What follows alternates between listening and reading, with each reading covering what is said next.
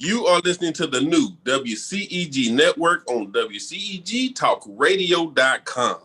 Click your live screen tab or watch us live on your smart TV on YouTube under WCEG Network. This is real, y'all.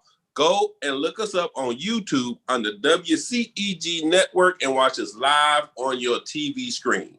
I'm Wardell Richardson, your show host on WCEG The Hollywood of the South for the next couple of hours as we interview some of the hottest in entertainment right here on my show. We're the worldwide empowerment group where we speak life into the community. Like us on Facebook, follow us on Twitter and on Instagram at WCEG_talk_radio. That's WCEG_talk_radio. And WCEG Network. That's WCEG Network. Last but not least, topics and opinions are those of the show hosts and guests and not those of WCEG Network. Thank you for your continued support. I'm Wardell Richardson, show host here on WcegWood Hollywood of the South, actor, producer, director, writer here in Atlanta, Georgia. I'm really excited about my show we got tonight because guess what, y'all? We talking about relationships. It's always a hot topic when we talk about relationships. So before I get into my fabulous guests and how they introduce themselves and give a little bit about who they are, I want to give a little bit, a little update on some things going on. First off, congratulations to our new president, because I haven't been on since then, so I have to give a congratulations to our new presidente. You know what I mean? I am very happy and excited about where our nation is going right now because we went through quite a interesting turn, but I don't want to get too deep into it. That's just my opinion. If you don't like it, oh well. So moving on the show, I have a friend of mine, Tiffany White, living out of LA. She's doing her thing and she just launched 3 books for the price of $22. For those people who are into health like myself, I purchased them and they have done wonders for me. One of the books is Healthy Habits, where she talks about things you can do with your kids, things you can do with your family, your boyfriend, your wife, all that to keep yourself healthy, keep yourself strong and stuff so y'all can live a long, lasting, healthy life.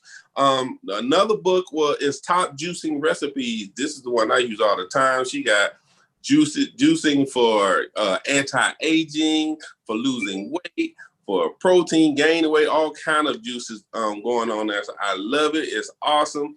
And then she has the Growth Mindset book, which is a book talking about getting your mindset and prepared to be able to do this. Because it's not easy staying healthy. I'm telling you right now. Because a lot of us like to eat whatever we want to eat. And most of the time, whatever we want to eat isn't good for us. So, you know what I'm saying? If you want to eat right, you want to be right, it's not just working out. It comes with a good meal plan and getting yourself healthy and fit and staying in shape. So shout out to Tiffany White for that.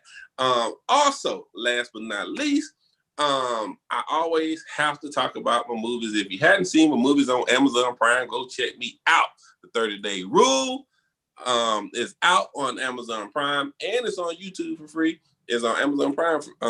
If you are an Amazon Prime member, you can see it for free. I know you're making my payment, but you can still see. And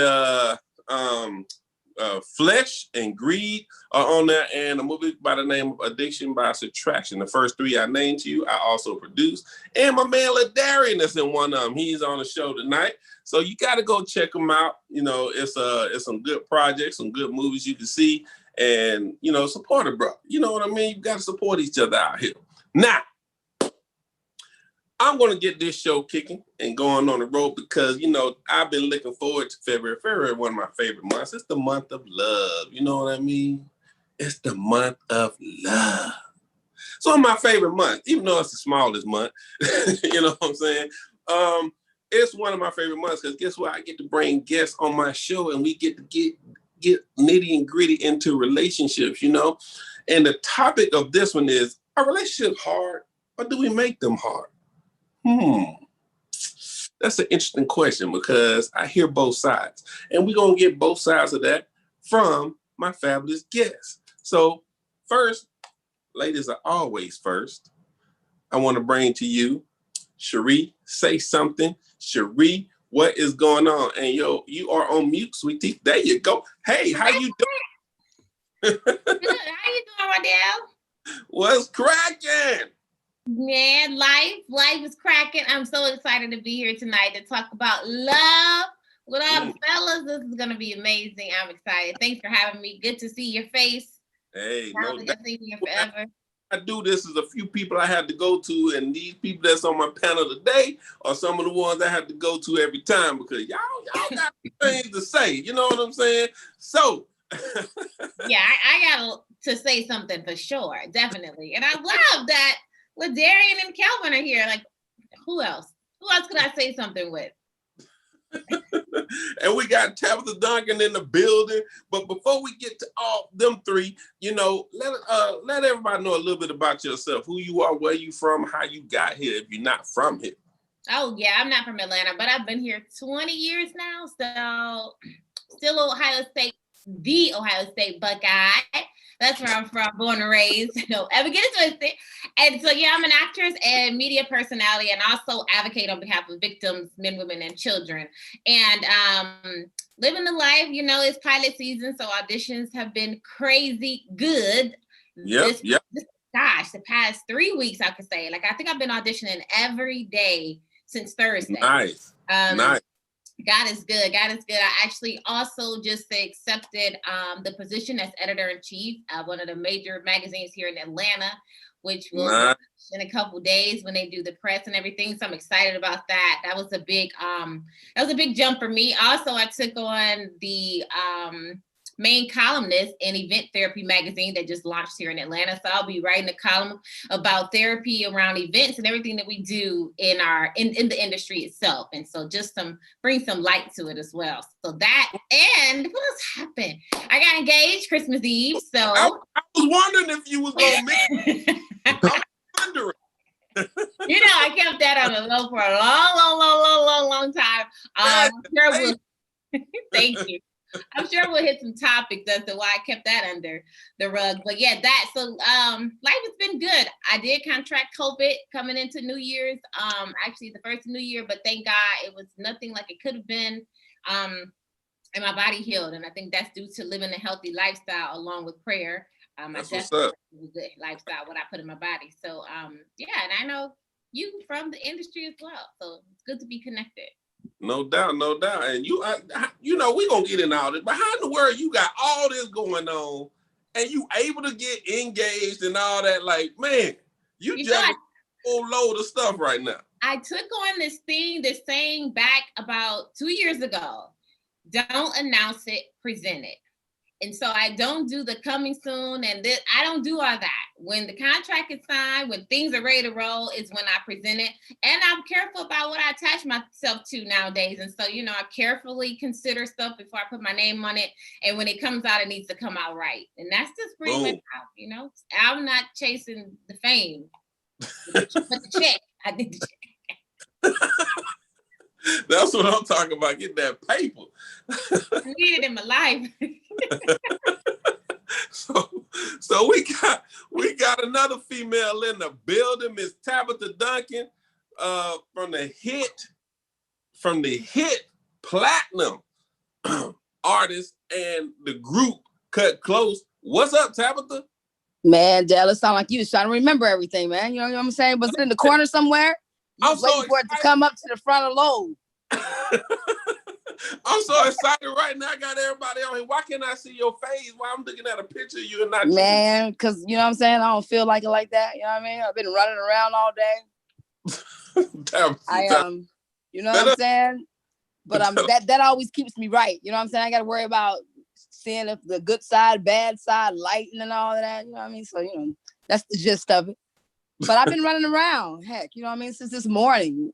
And I just come back from gymnastics with Zoe. So, you know, I'm surprised we don't have dance, but I had to get them out of that because I didn't want to be having my children be, you know, in the position being sex at, you know what I'm saying? Nah, bro. You know what I'm saying? Those dances get a little crazy. So I had to pull them out of that. But anyway, yes, here I am. I am here. All right. Let everybody know a little bit about yourself, where you from and what you do. Oh man, who am I? My name is Tabitha Duncan. I'm 1/3 of a group called Cut Close. Of course, if you're anything that affiliates yourself with any kind of R&B, you know what that is, especially if you're around our age, right? If you know about Keith Sweat, you know about Cut Close. But anyway, I am a wonderful, extraordinary mommy on the way to always looking to be better. You know what I mean? So right. That's what I've become now, you know. But I'm from Michigan. I'm not from Atlanta, although I've been here for almost 30 years. So I'm an old Jack, but I look young as a mom. You know what I'm saying? I'm trying to keep it up because, you know, I got to keep myself in the gym. You know, I be in that gym a lot. Right. So I try to keep myself together. I got to keep myself. Yeah, I do. So I do. I have to. You know, I got 2 little girls. You know, I'm 47 years old. I don't never have a problem with saying my age because it is what it is, you know. And I have a 12 and a 9-year-old that keeps me pretty busy, and I'm trying to figure out what they want to do in life. And since mommy is the living example, I have to be the best one that I can be, even though I have some times that I fall on my face. You know what I mean? So it's all about getting up. And that love thing, you know, is a little interesting because I have 2 children. So I got to be pretty cautious about who crosses my threshold. You feel me? Absolutely. So it's not necessarily that easy. So that question you asked, you know, about what you say about love, is it good or is it bad or is it hard or is it not or something like that? It's both. It's all of that, you know. Right, I'm trying to work on a whole bunch with just trying to motivate people and young girls, you know, trying to be an advocate of being a Black woman that's understanding that she's not perfect. But there's a lot of things that I do address when I'm trying to learn in my growth and my worth. And I understand the self-worth that I have. And I'm trying to just, you know, allow whatever it is that I do exceed through the eyes and the visions of others that's on the way to trying to be where I am. So I try to be a living example and witness in all that I do. That's music too, even though, you know, I was singing a lot of songs that kept us on our back. You know what I mean? You know, sometimes you got to go through that. You know what I mean? Sex is all a part of life. You know what I'm saying? I can't necessarily be ashamed of it because of what it was. But I'm trying to, you know, just trying to get everybody on a positive moment and movement in life, you know, and I'm trying to work that through radio, of course. And, I also am still recording and Cut Close is doing stuff. We just released a single on the 18th of December. But, you know, this COVID thing has gotten, you know, things so jacked up. It's kind of hard to promote things. You have to really be on social media. And since, you know, all of us, you know, didn't come out with social media, so we're still trying to get the gist of that. You know, working that without having to be in people's faces. But I don't know what's going to happen because if they allow us to go without having to take that vaccine, we might be good. But if not, man, we're going to be some traveling jokers, man. It's going to be back in the day when, you know, the 5 heartbeats was out. Everybody going to be on the road because I don't know about taking that vaccine, yo. That's a little, I don't know, man. I ain't going to be able to do it, homie. That vaccine, I don't know about that. They need to do a little bit more working on that. You know, I mean, I want to wait for a year for after people take it and monitor them. Be like, all right, so what happened? I want to see if a growth come out your nose or your neck or something. You know what I'm saying? People just giving stuff, just, you know what I mean? You never know. So, I mean, you know, everybody's a little leery right now. Some people have died, they saying, from it. You know, I don't know if that's true or not, but some people, they say have died from it. Some people still get COVID after they take it. So I'm just like, what's the point of having it? I mean, I don't know, man. At this point, it's like survival of the fittest, yo. And you never know what your body's going to react like it with it. You know what I'm saying? Everybody's chromosomes is different. We can't say just because we Black, we're all going to act a certain way. You just got to wait. You know, it's just like running track. You know what I mean? Whoever win. First, second, third, fourth, you know what I'm saying? Everybody ain't going to be able to doggone be in that first position. So I guess the only thing that you can do is just, you know, try and take care of yourself health-wise. But we're kind of like on the back end because if you live in America, you already know they feeding us this bull crap. And that's why a lot of people is dying over here opposed to over there because the ingredients, I think they allow to be in the food. So our bodies don't really have a chance to fight off crazy stuff like that. You know what I mean? Going into a whole nother realm. I am, but you know, you should have let me start talking, dude. You know, I'm like the Energizer Bunny. All right. We're going to come back to you, Tabitha. You are crazy. I'm saying. Now we're going to hit up on the fellas, because, you know, I got to have my fellas in the building. You know what I mean? Kelvin Troy Johnson. What's up, man? He over here taking a little swig. What's up, man? Getting ready to do his thing. What's up, man? Hello, everybody. Hello, my man, Wardell.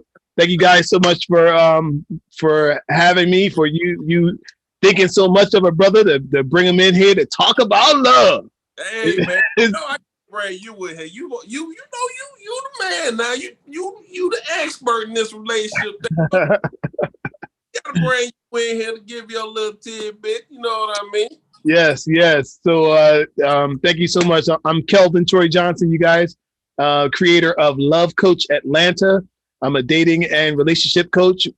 I specialize in helping women to understand how men think when it comes to dating, relationships, and love, and helping them to find a high quality man. And I help the men to find a high quality woman for love and relationships going forward. So glad to be here, ready to rock. All right, man. now being a love coach, that put a lot of pressure on people. Did that put a lot of pressure on you to do something like that? It does, given that every time the spin cycle happens and there's something goes viral around relationships, they take it out on me because I'm the only one they know. so but it's all good. I mean, the field is 75 to 80% women. So when you hear a man talking about relationships, it's special. So, but I love it. I love it. I wouldn't want to do anything else. And that's why I had to bring you on here, man. You're very opinionated about a lot of things, and it's gonna be an interesting night. Yes, sir. So, and I tell you about my boy. You know what I mean? My man, my good friend, Ladarian Raymond. What's happening, bro? What's going on with your big dog? What's up, man? Appreciate you having me, man. Hey, man, first of all, I want you to introduce yourself because you got a lot going on over there. You got a lot of congratulations going to be given to you, bro. But I'm gonna let you go ahead and give a little bit about yourself first. Well, once again, man, thanks for having me on the show. For those that don't know me, I'm Ladarian Raymond, actor, father, producer, soon to be father of two. Congratulations, bro. Yeah, man. Thank you, man. I'm excited. My wife is 4 months. We're having a son, my first boy. So got a lot to look forward to, man. But you're right, man. Got a lot going on, man. A lot going on, brother. Yeah. And you also, got your film company. Don't be downplaying yourself, man. No. I just, you know how I get down. But yeah, absolutely. The Dash Network. That's my new production company. Got some stuff coming in the works. Got a project that I'm currently in pre-production, still writing some episodes called The Circle, which I am really passionate about because I have a background in psychology. I got a degree in psychology, minor in political science. I work with young adults, kids. I worked at Grady Hospital for 5-6 years. I worked in healthcare when I was probably a junior in college. So understanding human behavior has always been kind of something I've been passionate about. You know that, man. You know how I am. I'm a people watcher, man. I like watching people and how they operate and how they move. But this project is more so based around kids and the abuse of kids, but more so the reaction of the parents when these children are abused and mistreated, and how we sometimes feel like we can't get the proper justice for our kids. And it's like, what did you do? Do you pray about it? Do you do something about it?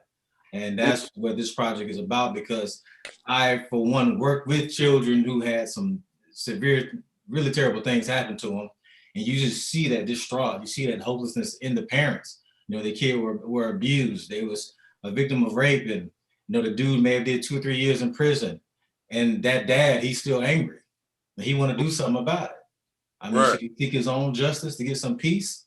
I mean, what would you do? You know what I'm saying? You're a father, Wardell. So that's what my project is about. I'm real passionate about it. Getting into some cryptocurrency world, Forex. I'm trying to get this money. I don't know what y'all trying to do. Hey. I'm gonna get me some of it. It's time to get it. Y'all can play if you want to. But one thing I will say that this COVID-19 has shown is that you got to have a backup.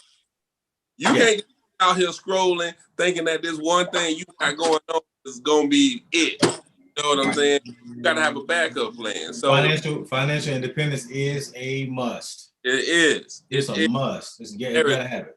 ways to make money out here, y'all. It's many ways to make money. Right. So real quick, because I don't want to lose it. So I'm gonna go ahead and preface this. I'm gonna go ahead and just say this right now, because you know me.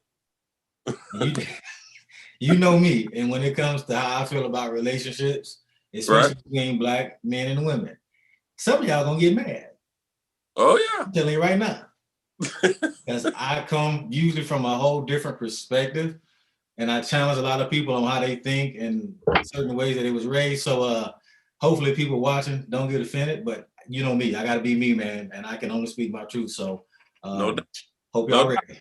I brought everybody on here because everybody on here is real. They speak their truth, and it is what it is at the end of the day. But everybody on here have love for each other. I think we all just about know each other on here a little bit. If not, we familiar with each other, most of us. And, we have this is a good platform. It's a fun platform. We, it ain't nobody, no animosity, getting them, nobody gonna be talking over anybody, anything like that. It's just gonna be a fun night.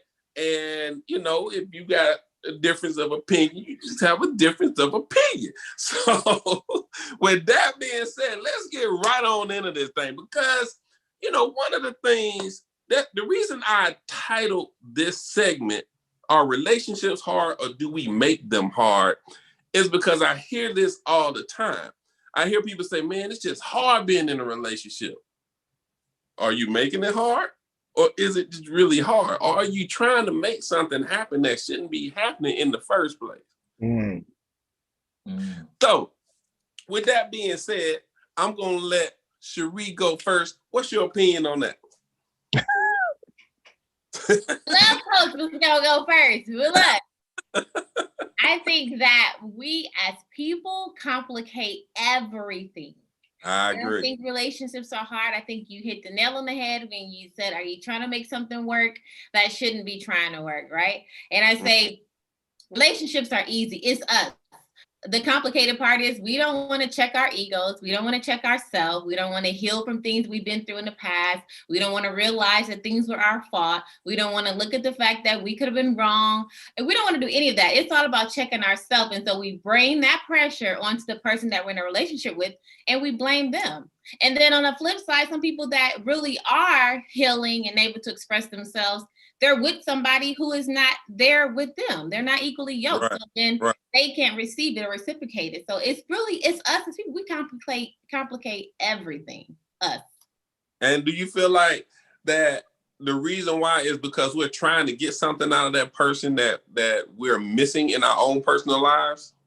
A lot of times it is. A lot of times it's us trying to figure out, or we've made up this imagination, this world that we want to be perceived as we live in this world, and that's not even who we are inside of us, but we want to be perceived as that. And so we blame it on the other person. We're trying to pull something out of them to validate us, and it's not happening. And so and you can blame the other person because they're just not giving you what you want because you don't even know what you want.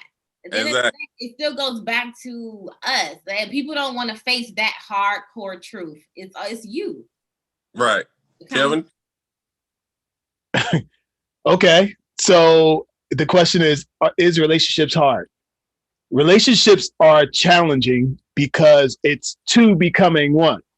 And you guys have heard the men are from Mars, women are from Venus.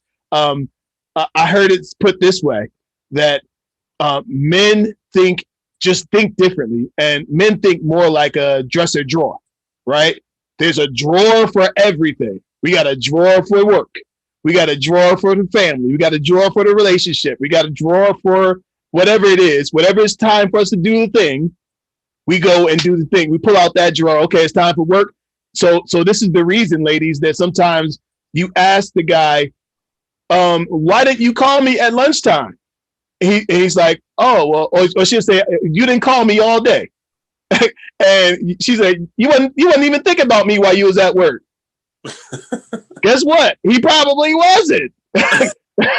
Because he was in his work drawer, right? Now when he get home and he gets with you, he's thinking about you. When he's looking at the game, guess what he's thinking about? The game. Okay. So now women, on the other hand, are more like yarn, right? Everything is connected, right? work is connected to the family, to what time to pick up the kids, to making the dinner. Women can talk on the phone, cook the food, watch the story, talk, like do all these things, and it's all interconnected, Right. which could be good and bad, because if the thing is not, if it's not going well at work, it might not be going well at home as well. She's gonna bring that right home and say, you know what that girl did, you know what I'm saying? And so the man is like, what? How come you can't just leave that at work? Because that's not the way women are designed.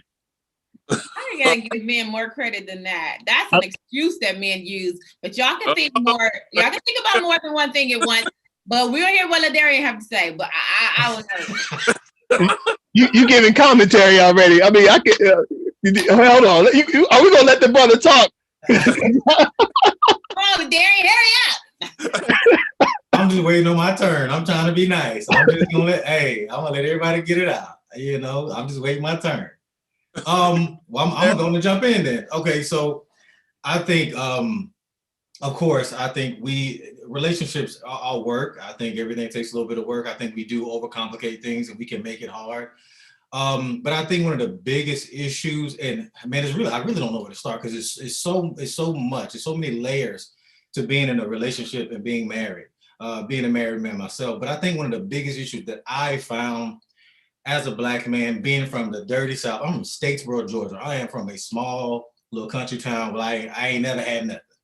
And so moving to the city, getting educated, going to college, I learned so much on my path to learning who I was as a person, which, to be honest with you, probably happened maybe 4, maybe 5 years ago. Okay. It wasn't that long ago. Now, I wasn't all acting crazy doing something stupid, but a light bulb hit with me, and I was like, wait a minute, am I who I thought I was? And I had to deal with that. So I think one of the biggest issues that I'm gonna stick to Black relationships, I'm gonna stick to Black folks, is one of the biggest issues that we don't know who we are. We don't know who we are. We don't know where we come from. I remember being a kid and they was talking about slavery. As far as I could go back was when we got off the boat. I knew most of us came from Africa, but I ain't know nothing about no Africa. I ain't know nothing. I ain't know what London. I didn't know none of that. I just know when we get off the boat, our native tongue was stripped from us. Our name was stripped from us. Our old cultures, our old values, the food we ate, everything was taken away from us by the Europeans, period. And I'm old Southern Bible Baptist raised, right? Mm-hmm. And everything, and people don't like it, was given to you most of the time by white folks, if you really think about it. But people don't want to really go there because sometimes it contradicts your religion, okay? And people don't want to go there. You ain't gonna talk about my Jesus, and you ain't gonna talk about my God. I was born Bible Baptist in the Southern Church. Church on Sunday, choir rehearsal, I wasn't even in the choir. Okay, one of the biggest issues I think we don't know who we are, and so we go into these relationships, and you trying to be this. You don't even know who you are. You have no idea where you come from, and it just unfolds into a big mess. And now I'm depending on you to be something that I ain't, and back and forth. And as Black folks, that is troublesome for us. I want everybody to speak, but one of the biggest things, right? When I was in the church, it was always about the Father, Son, and the Holy Spirit. That's what the pastor was always teaching on and preaching on. But let me tell you something, and you don't have to like it because it's a fact.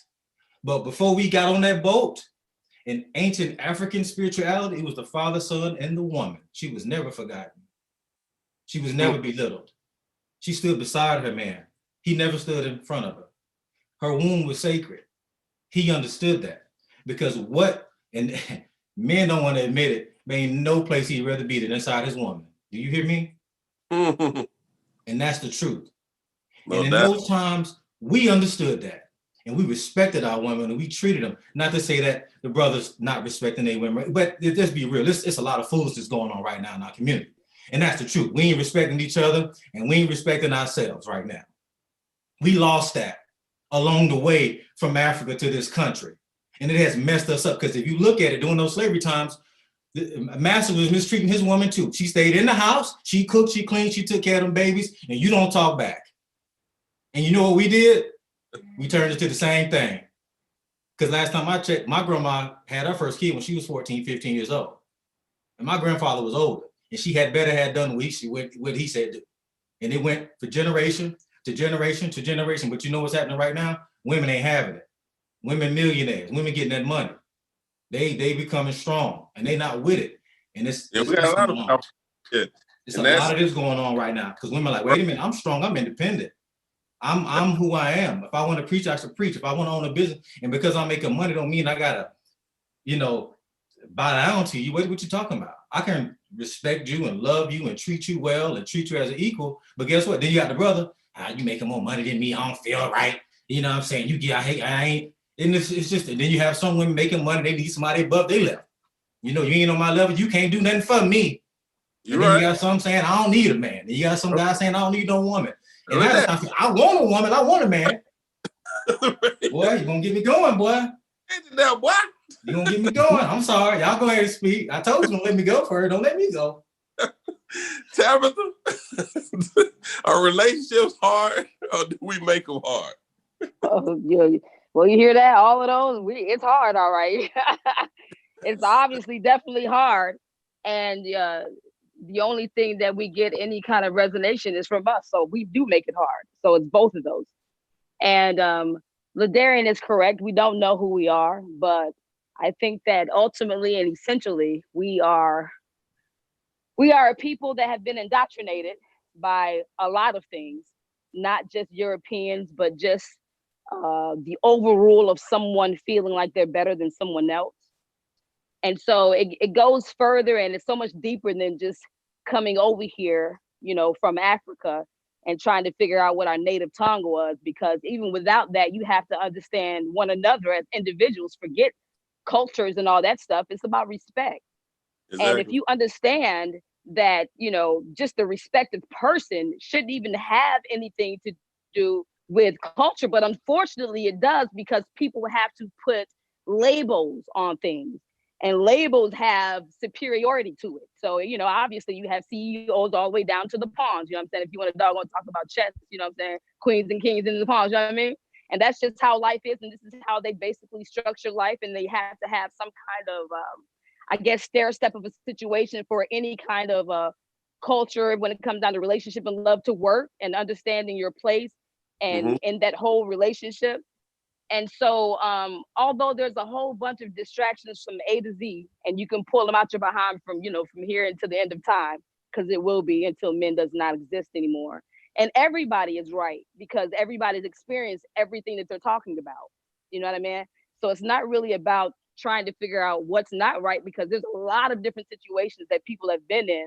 And it's all about your learning curve of where you are with understanding, just self, and not just what your religion has taught you, because that's a whole different kind of field, you know what I'm saying? Because that was given to us by the white man too, you know what I mean? So I have to go back further than the Bible when I have to teach people or teach myself or the stuff that I learned, and go further than that, because in some kinds of ways it can be very hypocritical, you know what I mean? And then it just depends on what someone says or what someone believes or what you choose to believe about what you feel like someone is right about. Right. And so it's just about the respect of being, you know what I'm saying? And understanding who you are as a person and what you want and what you don't want for yourself, but cultures really do a lot, and they do a hell of a situation, because we are lost in a lot of ways. So a lot of people do not respect themselves, you know what I mean? To even understand the importance of who they are, to know that they are kings and queens and that you should walk like one. But then we have to also understand who we are being taught by. And so we're kind of like starting in the middle of a book. You know what I mean? You can't start in the middle of the book and understand the entire book. And it's very difficult to go back to the beginning, because there's so much trickery that lies. And if you weren't here, you're basically going to lean on someone else's understanding and approval as far as what they feel is right. And so when you're talking about being in the United States of America, there's a certain way that, they have put us to, be in a sect of what we feel like relationships to do. They talk about marriage and the marriage between a man and a woman. You know what I mean? Or, now there's other things that's involved as well. And we can't necessarily be judges of that. It's not really our up to us to do so. But, you know, just understanding that people feel like even when they get married, right, that it's something that's so much more superior than when you're boyfriend and girlfriend.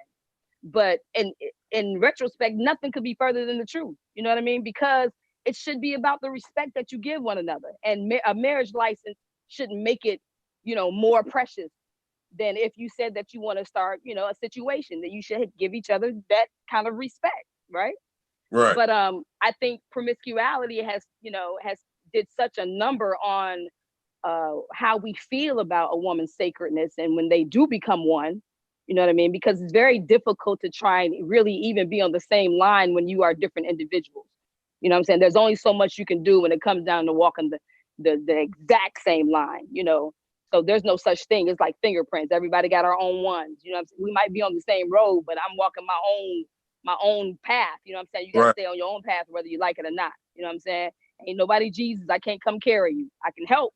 You know what I mean? But I don't have that power. You know, you have to walk in your own strength, you know what I'm saying, and learn on the way. So it's very tricky, but I think that the answer would be, you know, if you don't want it for yourself or you wouldn't want it for your children, then you know the right thing to do about relationships. But we have different kinds of personalities and emotions that go along with whatever it is that we feel in life. And that's why working out, having fun, family, everything is tied into everything. There's no such thing as cutting it off. You can't. Everything is involved. The energy of the world has a connecting force with every one of us here, every last one of us. I don't care if you are a Christian. I don't care if you're a devil worshiper. You know what I'm saying? I don't care if you are a Buddhist, you know what I'm saying, or anything like that. Everything is connected always. Now, when you want to pay attention to it is when you decide to pay attention to it. You choose to pay attention to it when you want to. You know what I mean? Because I've met some hard women and I've met some soft men. You know what I'm saying? That have the same kind of personality that a woman would have, you know, when it comes down to what they choose to show emotionally. So it just depends on what you allow to overtake you or what you are comfortable with, exploiting to someone to even say, this is me. You know what I mean? And so we're not perfect beings. We will never be. So there's always going to be a conflict when you're walking together or trying to, because I'm listening to my own beat, my own drum, and it's for me. Things that call for me are for me. You know what I'm saying? You wasn't here when I came through the womb with my mother, you know what I'm saying? So you got to understand there's some things that will always be separate from everybody else. No matter how hard or how much you feel like someone is, you know, your mate, as far as, you know, I tell them everything, there's always something that somebody will not know about you. And that is a fact. You know what I'm saying? There's no such thing as sharing every single thought. Otherwise, people would be looking out the side of their eye if they knew everything that you thought. You know what I'm saying? That's even true. Your wife or your husband. You know what I mean? So it's so deep, but it's not at all when it comes down to what you know as far as what's right. And just allow people to, you know, feel, you know, don't be mad when somebody is upset. It's okay to be upset. You know what I'm saying? But you don't have to take it to the point where, you know, it's already disturbing the whole pot. And, you know, now it's full of shit. You know what I'm saying? Sorry, you know, now it's full of crap. You know what I'm saying? Yeah. So it's about letting people be who they are and understanding if that's not the, you know, the same beat that you're walking on, you just got to keep it moving. Exactly. And on that note, you know, there's a lot of stuff that you covered that I wanted to bring up along the way, because and everybody, let's, you know, when we talk, go ahead and get everything out. And remember, we got other people on the show, so we want to get everybody a chance to say something. And also, this is like a roundtable discussion. So if you feel like you want to say something at any time, just say something. You know, you don't have to wait for me to call on you or whatnot. So I have a very important question based off some of the stuff that y'all were saying just now. Is it better? And this is a question I base because I hear a lot of people say, I just want to be loved. I just want to be loved. You know, that's just so important to them. I just want to be loved. But how important is it to be liked? Hey, you know, boy, you took it right out of my mouth. One thing, I have a 4-year-old daughter, as most people know, and my daughter would get on me and she said, I like you, Daddy. She just says that to me sometimes. And it just made me feel good, because when a person like you, they just like talking to you. They just like being around you. They just like your company. You could be 2 people in the same room, don't even say a word, and you just feel comfortable sitting there. You know what I'm saying? Hey, don't worry. When she turned 15, I know this. I'm enjoying. Hey, look, don't ruin my. Let me have these. Yes, enjoy it while you can. Enjoy it. Yeah, but Anyway, you why are you talking? What do you feel about that, Troy? How important it is to be liked or loved? What is to you as a love coach? What do you feel like the balance should be with that? Okay, so first of all, I think above all, you need to learn to like and love yourself. Right. Okay, there are a lot of people that don't like themselves. Mm-hmm. You know, you would like to have somebody to like you and to love you, but you know, you have to put that out. And so I think the like and the love starts with you every single morning. Like I'm a person that really is a proponent of affirmations. Like how you start your day determines the course of the day, right? Right. If you started your day every morning thanking God or thanking whoever the universe, whatever you do, being thankful for every single thing you have.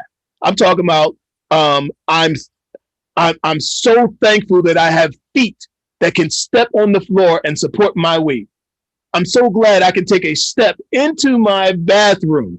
I'm so glad I can flush. I have indoor plumbing. I'm talking about building the I like, the I love from the beginning inside of you. So then people will be attracted to that light. Listen, people are, especially right now, people are really dealing with some difficult things and they're not saying a word.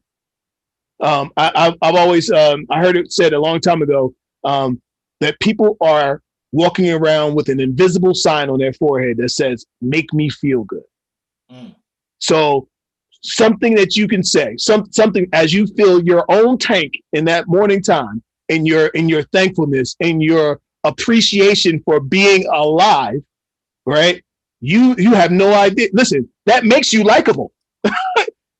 Right. That the way that you love yourself makes you likable and lovable to other people, and people will want to be around you. They see you coming and they start smiling because of the light and the love that you have generated on the inside, and now it comes out. Got you. Chere? I mean, I'm surprised you brought that up because my fiance, we've been best friends since 7th grade, but my now fiance, when we first decided to make the best friendship official and all this before the engagement, he would sit there and he questioned me and he was like, what do you love about me? What is it that you love about me? Because you love me so much. And I was like, I love this, I love this, I love this, I love this, I was just basking. And he was like, okay, so what is it that you like about me? And I was like, the fact that I love you. And, you know, and he was like, that one, didn't he? Yeah, he threw me all the way off. And I was like, and myself, I wanted to say that don't make sense, but you know, I'm careful with my words because it actually made sense. And he was like, the next time we had this conversation, I want you to be able to run off a list of things that you like about me, as well as you can run off that you love. And that made me pay more attention to everything that we do. Because yes, I love you. I love spending time. We best friends. We this, but there were things that really, really matter that I really didn't consider because I thought they were just small things. But those are the things like you mentioned, just spending time, just watching them shave. It's just liking the demeanor of the person. So I had to learn that. And so it's interesting to hear you bring it up again because it's very important. I never even considered like, and then he gets like, what you like about yourself? And I was like, oh, I can do all that for me. And I like this about me, you know, but me that a woman can't run off a bunch of things that she like about herself. Listen, I like and love me. That's for dang sure. But that was a teachable moment. And that is one of the other things that I really like about him is the fact that I can learn from him. So I'm glad to hear you guys talk about that and bring it up. All right, Ladarian. No, I mean, you hit it right on the head. Years and years and years ago, I used to listen. Rest in peace, Dick Gregory. I was a huge fan. I watched him speak in person. And one of the things he hit me with a long time ago, this was before I even met my wife, was he was just like, you know, love is given. It's really not that hard to love someone. Somebody can catch you off guard and you'll learn to love them and you may not even be attracted to them. Exactly. You know, it's really not that complicated to love someone. He said, but the challenge is are you likable? You know, Can you be likable? You know, me and my wife, we've been together for so long because we were likable. You know, he was saying how, can we enjoy each other's company? You know, can we just sip coffee in the front room and just enjoy being around each other and have a good conversation? He said, because when you like someone, you know, that usually comes with a lot of respect and a whole bunch of things that come with it, because you can, he said you could love someone and hate them at the exact same time. Oh yeah, you love them, but you don't even want to be in the same room with them. Especially since COVID. Come on.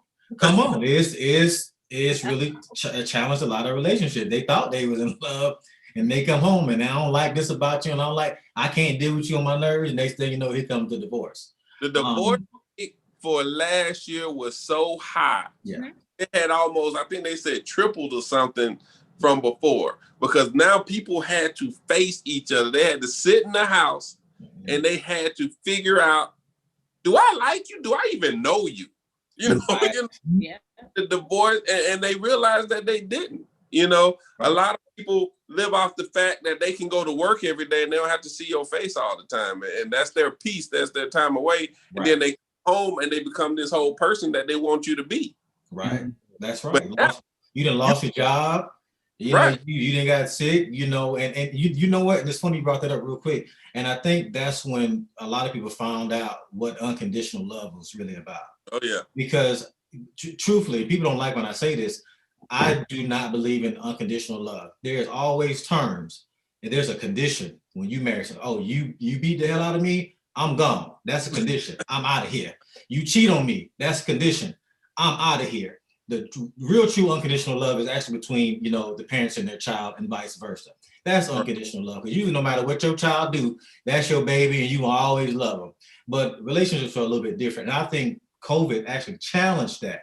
You didn't came home, you thought you had unconditional love with her. Now she don't like you behind and she gone. Yeah. So, but you know what? Listen, I got a different spin on that too. Given that it is COVID, right? And the divorce rate is high.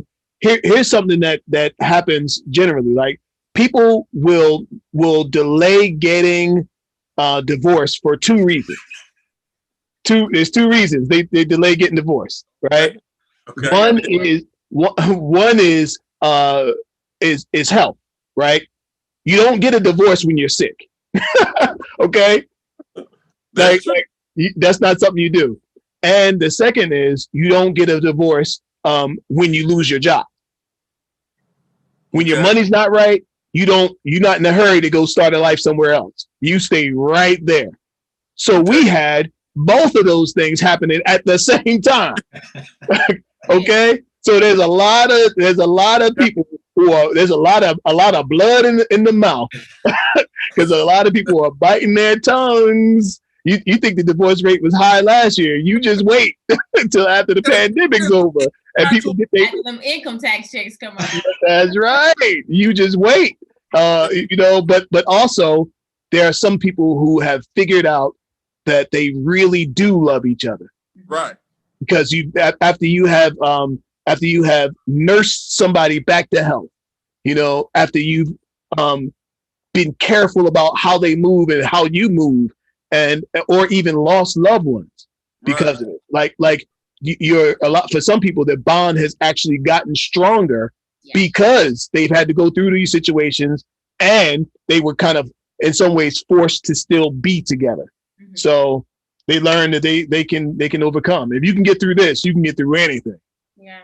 And that is absolutely true, because now you got to face each other. You got to either come together or go apart. Mm-hmm. So one or two gonna happen. Right. You know, Tabitha, you want to weigh in on this?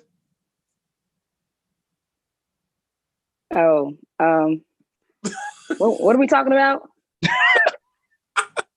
Are we talking about like or something? Yes, we talk about like. Well, you know, I think that the way that a lot of people grew up or are growing up, a lot of people are in homes where they probably don't really like their situation, but they gotta love the people they're with, because even when it comes down to relationships, things that you go through when you're young has a lot to do with what you end up being or choosing later on in life, you know? Right.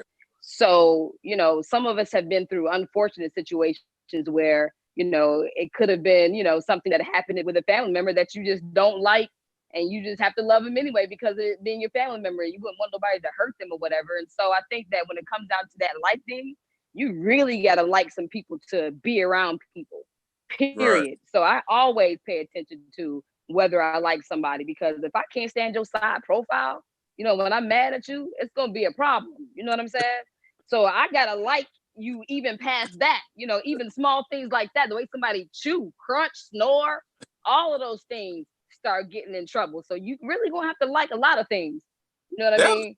That takes you to being married altogether. Like, you know, you move in together, all these things start happening that didn't necessarily happen when you was apart and living in separate places. Now, some people, you know, they start cohabitating early, but if you don't and you move in together, now does he keep his clothes on the floor and you like stuff not on the floor? Does he snore at night? You know, I think you find out along the way. You know what I'm saying? Because even when you start dealing with somebody in the beginning, the 5 years, you know what I'm saying? That 5-year mark is really what tells the story about anything. You know what I'm saying? After you've reached 5 years and you continue going on, like, all right, you might have something, but you know, everything is real new in the beginning. Everything is real cool. And, you know, you learn how to go through the kinks or whatever. And as you grow and as you go through relationships, as you get older, because when you go from one relationship to the next, if you're smart, love should be a different definition. You know something different about love than what you knew before you went through something. You know what I'm saying? So what people say love is, I just say this, love really is a selfless thing. And I don't think any of us are capable of having that kind of love unless you have a child. Because I will doggone throw myself into the fiery pit for my children. You know what I'm saying? No you know doubt. what I mean? So that question, when I had children of my own, you know what I'm saying? I understood a different love that I didn't even know before. And you know what? Children make you do that. Like, that is the one thing I will say. Children will make you really look within yourself and then and learn how deep you can really love somebody. Yeah. I would definitely say that because, you know, I think just about everybody on here has kids. And when that is a type of love that nobody can deter that. Nobody can break that. When you love your kid, it's like, because I sit there and I think about things all the time. I watch things and, you know, just like human trafficking and stuff is so high right now. And I think about my daughter all the time. I think about my son all the time because, you know, they harvesting black men and, you know, taking our parts and stuff and women too. And it's just crazy out here. And so I think about my kids all the time. And I'm like, man, I said that is probably the one time I would just black out. Like I won't, whatever happens. You know, that is the one time. So I relate with you on that, Tabitha. That is definitely true. That is the true test right there. When you have those kids, that tells you how deep your love can really go. That's that true unconditional love. Exactly. You might get it twisted now. Because you love a person, I mean, you like everything about them now.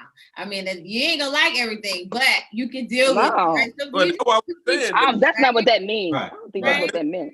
Because I mean, you can definitely have them days when you don't like your kids that much. Man, you know what I'm saying? Come on now. Yeah. And like, well, look, as well, you have some kids that you like better than others.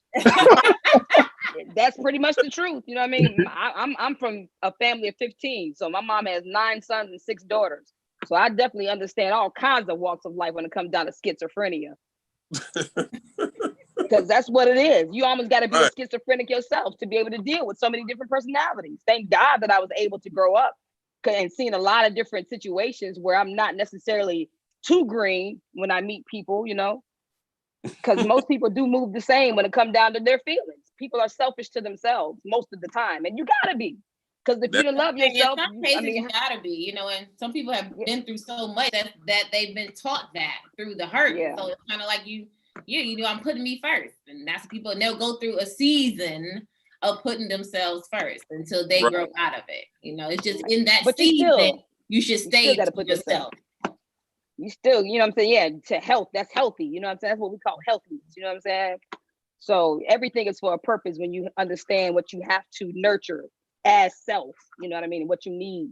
And even what you are able to give to anybody when it comes down to a feeling, love, understanding, any of that. So I'm gonna go on a. I got an interesting question for you guys that somebody asked me about, and I think it's a very interesting question because it can cause some controversy. Question is, if a woman makes more money than the man, do that mean she wear the pants in the household? Come on, man. Really? I mean, is that a real question? Hey, that's a real question. People talk about. Of course not. That does not mean that. That has nothing to do with wearing the pants. It's about respect. First of all, absolutely, we're not going to put a. We're not going to put a price tag. What does wear the pants mean? Define. We know what that means. No, I don't want to assume that I know. I want to hear. I want to hear. I want to hear stated. So let's elaborate. You can pull all things out your behind and it apply. You know what I mean? Let's elaborate on that. So when people say wear the pants, that means they call the shots. You know what I'm saying? Just for instance, if they decide they want to take a trip somewhere or something like that. Look, I want to take a trip to such, and okay, cool, because I got the money, I'm paying for it. So are you gonna go or are you not gonna go? So what if that's a place that that person don't want to go to? You who wear Penny is sending me messages, y'all. So we all see it. so you know, and to me, and I hate to put it this way, a lot of people feel like, and y'all know this is true, that when they make the money, then they have a sense of control, like they can control the relationship. Men do it, women do it. We've seen it come on both sides. So when I ask that question, I want y'all true feeling about that. Like, does that matter? Just because that person make more money than the other person, should it matter who calls the shot? Or is it an equal thing? It's just money. I think it should be always considerate of whoever you're with, regardless if it's money. Be considerate because you're one, you're becoming one, you know. And then if you're not one yet, then you should be paying attention to that personality of that person. It's a mindset. So you can see that before you become one with them. If you see that early on, even whether they got money or not, you're gonna see that trait in them. It doesn't matter if the man or the woman is making more money. What are you building together? There's no such thing as calling the shot. Now there should be a conversation, and it doesn't even have to be about everything. There are some things that my man just gonna make the decision and say, "Hey, this is what we doing." I'm like, "Okay, cool," because I'm not gonna make the decision. I'm always gonna take that part, that whatever area that is, back to him and say, "What do you think?" And there are things he's gonna make sure it's like, "Well, let me get Chere's opinion before I make a decision on that." And that's where it comes together. It has to do with who makes the most money. Because one thing that if we haven't learned even before COVID is that your life can change tomorrow. And you can be dependent on that person's small income. Instantly. Money means nothing. Absolutely. Take it all away, and then what do you have? And that's what we have to pay attention to as we're getting to relationships. Not the looks, not the finances, but this right here. And then this right here. Listen, I gotta agree with Chere in that, like, look, before COVID came, there were some people who thought that they were in an unsinkable ship. Like they had it going on. They had the money. They had the positioning. I run this and I have that. And listen. All of that has been done away when they sent everybody home and told you your unsinkable ship has now sank. Then now what? So I don't think that at this point it really depends on how much money you have. Your finances is not. Like, if a person respects you, they respect you. If they disrespect you, then they disrespect you. And it don't have to do. Look, even that person who would use a phrase like "where's the pants?" That's a mentality that they need to get that together right then. Right. But if you even using a phrase like "who wears the pants?" Like, you know, you setting yourself up for something. Like, you fishing to try to fishing for a fight or something. Like, get your mentality right. That's that Unfortunately, old school living. That's that old school. I was going to say, unfortunately, we live in the United States of America, and we're starting in the middle of the book. We can't go back to the beginning, so it's hard to get a lot of people on the right mindset. You're probably going to be dealing with people who gonna need a lot of work, to be honest. You know what I'm saying? When it depends on what kind of family they came from. You know what I'm saying? When it comes down to what kind of thought process they have with what the world has to offer them. Right. Because even though my parents, were very strict when I was growing up, my dad's a bishop. So I'm the type of apostolic, faith Christian person that couldn't wear pants or makeup or anything like that. And so my parents felt like that was the best way for me to, for them to lead their children, to curb them from, whatever the corns of the world when it comes down to sin and stuff like that, right? But the other part that they never really even took in consideration was what kind of corridor, what kind of door you about to open when you take away all of this from a child. They didn't think about that part because there was a lot of doggone vortexes of evil that came from that they weren't aware of. You know what I'm saying? Because then you teach a child how to be sneaky. You teach a child to figure out what are you really talking about. You know what I'm saying? So all the ways that you feel like you try to raise them, they're always going to have a different kind of thought process when the way that it's been given to them. So, you just never know how a person reacts from that and what they see in life and what actually attracts them. You know what I mean? Like just because I'm a preacher's daughter don't mean that, oh yeah, I'm going to be a preacher myself. You know what I mean? Right. So the stigmata when it comes down to how you raise your children is wonderful when it comes down to how positive it is if you pump positivity in them, but they do have the choice to make a negative decision, and some people do. Some people do take the wrong road. Like, man, where the heck what your family was, millionaires? How the freak did you turn into a serial killer? You know what I'm saying? So it's just a lot of stuff in life that you have to face, and whether depending on your thought process, which one do you decide to listen to? And that happens with how you feel about the respective person. When it comes down to, come on, everybody know that if you got a man in there and somebody coming to your house, what you gonna do? Go in there and get in front of your man? Nah, bro. We know that the man is the protector. There's a reason why he was born stronger than a woman. Certain things are just understood. But then I think money starts to deter people's thought process and making people feel like they're Superman when they're not. And I say that with emotions. I say that with thought process as far as what choices you decide to make.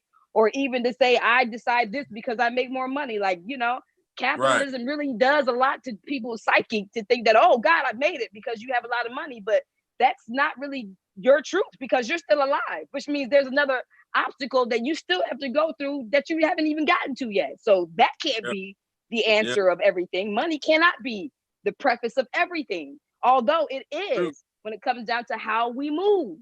Everybody moves according to money. You ain't gonna marry nobody broke. A lot of people don't want to. You know what I'm saying? So, I mean, there's a lot of ways that, we are our own cancer and disease,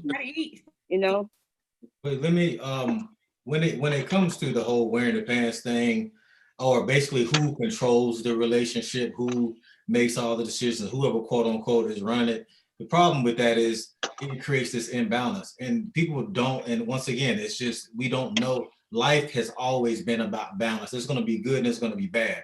When you create an imbalance in a relationship, you are going to have a problem because there's going to be an imbalance. And guess what? If their money runs out, what's going to happen? Because I've seen men, I'm going to say men because I'm a man, have a whole bunch of money, take care of their woman, they lose their job. Now it's a problem because mama making the money. And now she's saying she called the shots because she paying all the bills. And now his ego is gotten in check. Now there's a problem.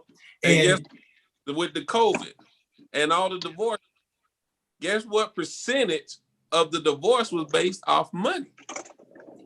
It's man, it is so sad because money is the evil. Money is evil. Money is evil.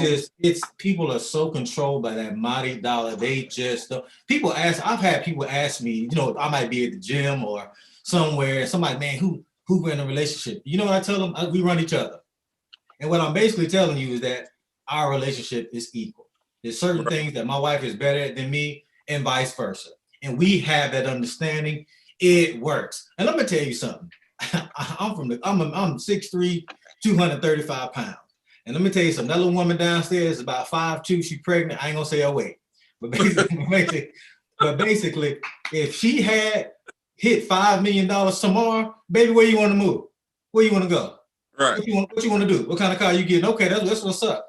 I'm gonna stand behind that because we in this together. Yeah. And there is not gonna be no imbalance, and that's an issue. Now, my whole point of that question was to let people know that you should be a team. It's all about being a team. When you're in a relationship, it's teamwork. You work together to build this empire, whatever you're trying to build with your family. Right. And when your kids see that, that's how they will grow to be. You know, it won't let money be the root of. Hopefully. Jeez.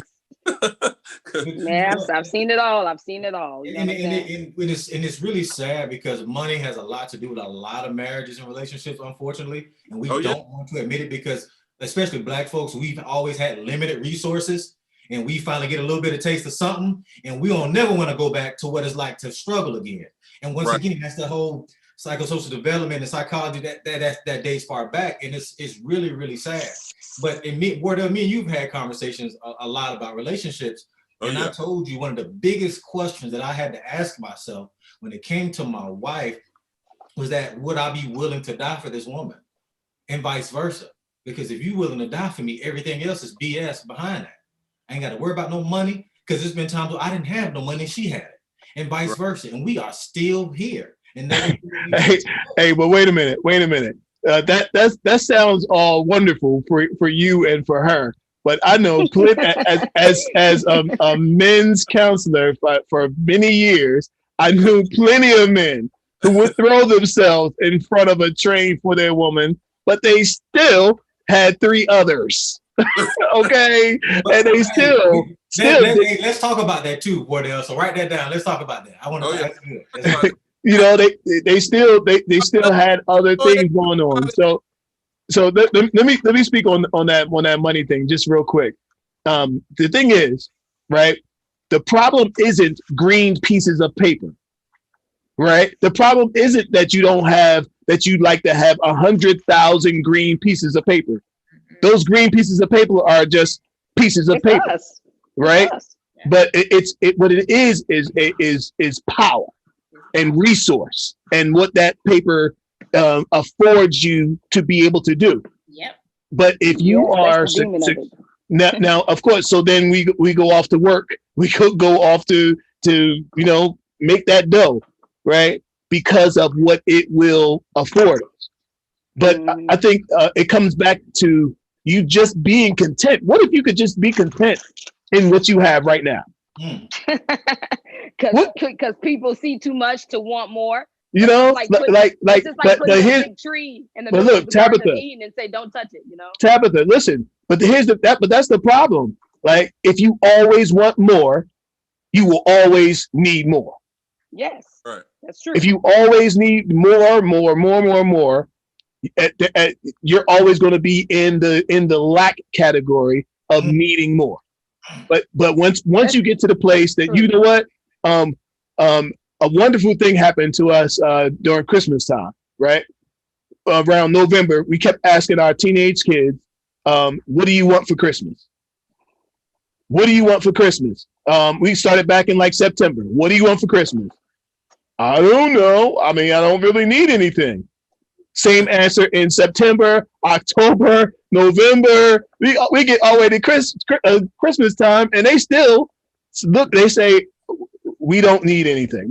We really don't need anything. So I ended up giving them a gift card to, like, Amazon or wherever. Whenever they're ready for something, then they can get something. They wanted some clothes or something.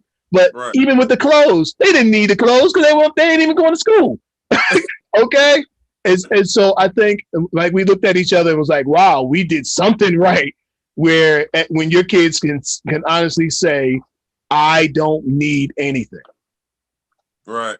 The funny thing about anything like that, it's like saying or pointing out something that's not somebody's weakness. You know what I'm saying?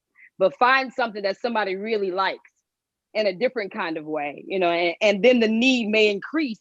In that sense, you may not know what it is yet, but I guarantee you there's going to be something. You know what I'm saying?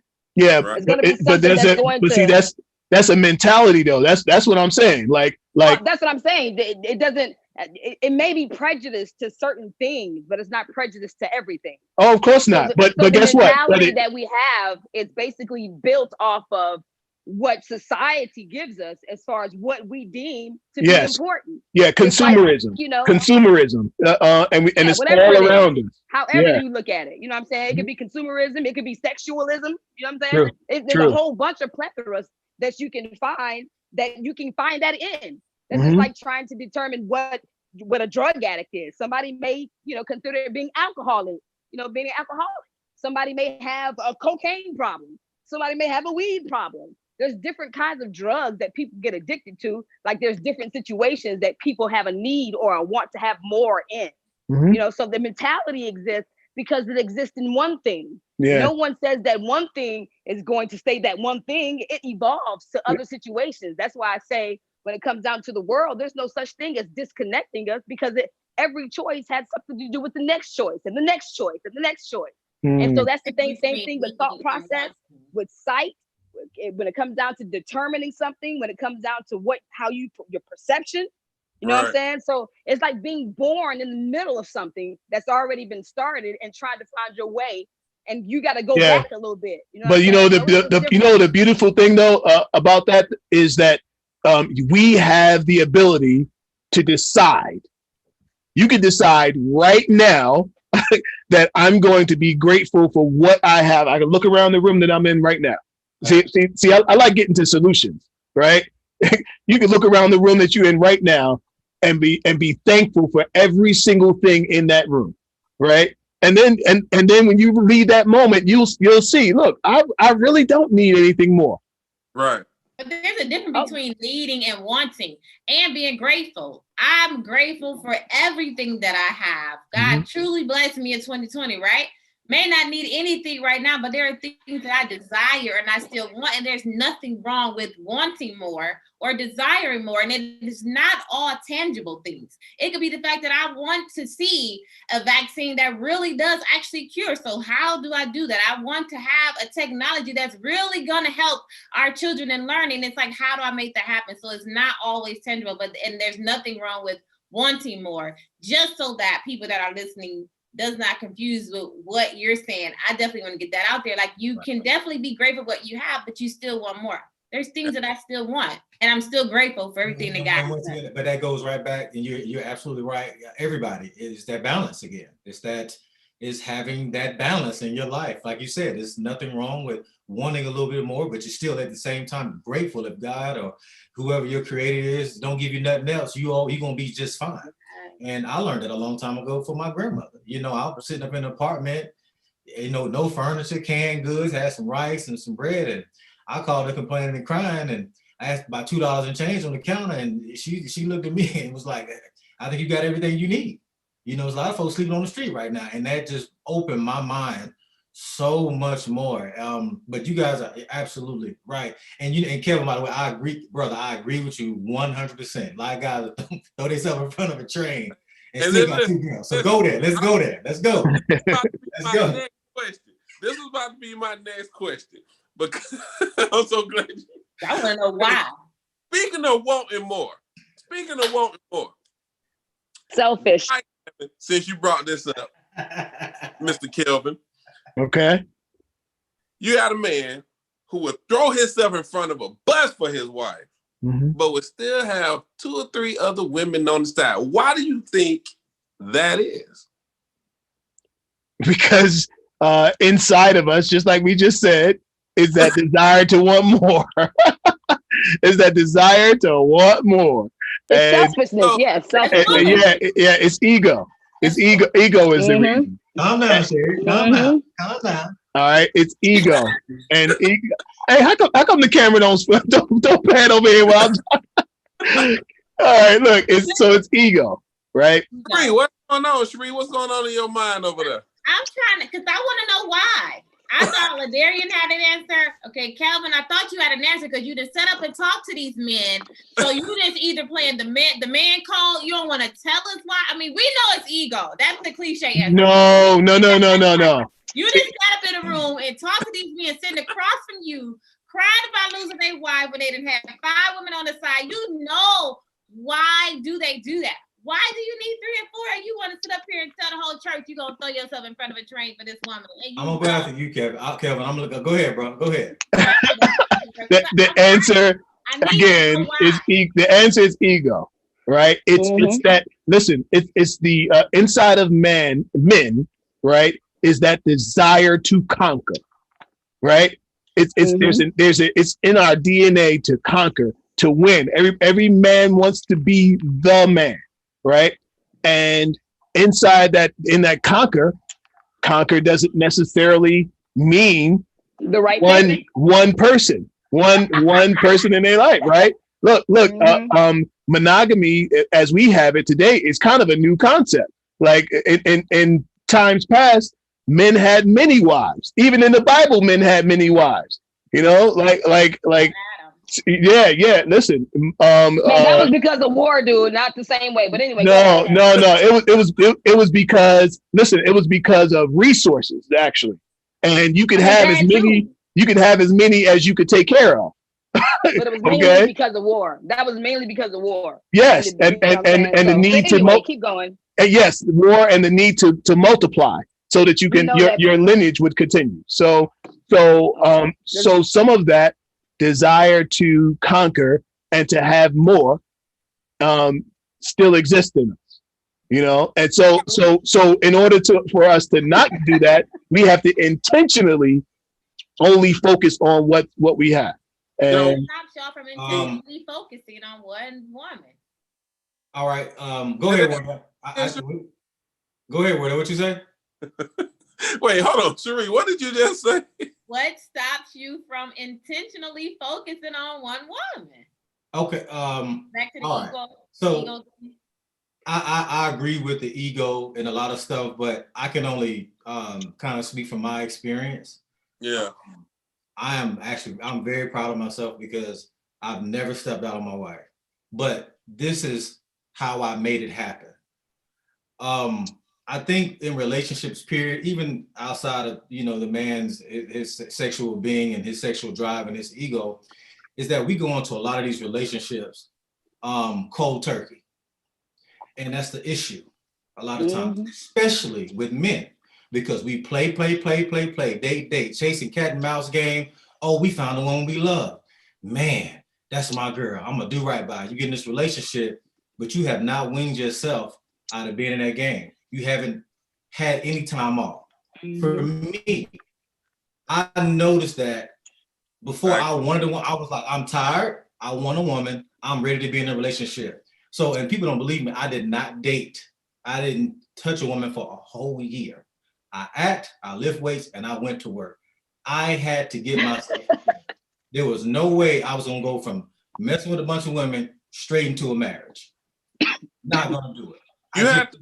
As a man, you have to get to a point where you really look at yourself and you love yourself for who you are, you know, because as men, a lot of men don't even understand the concept of what it means to be a husband.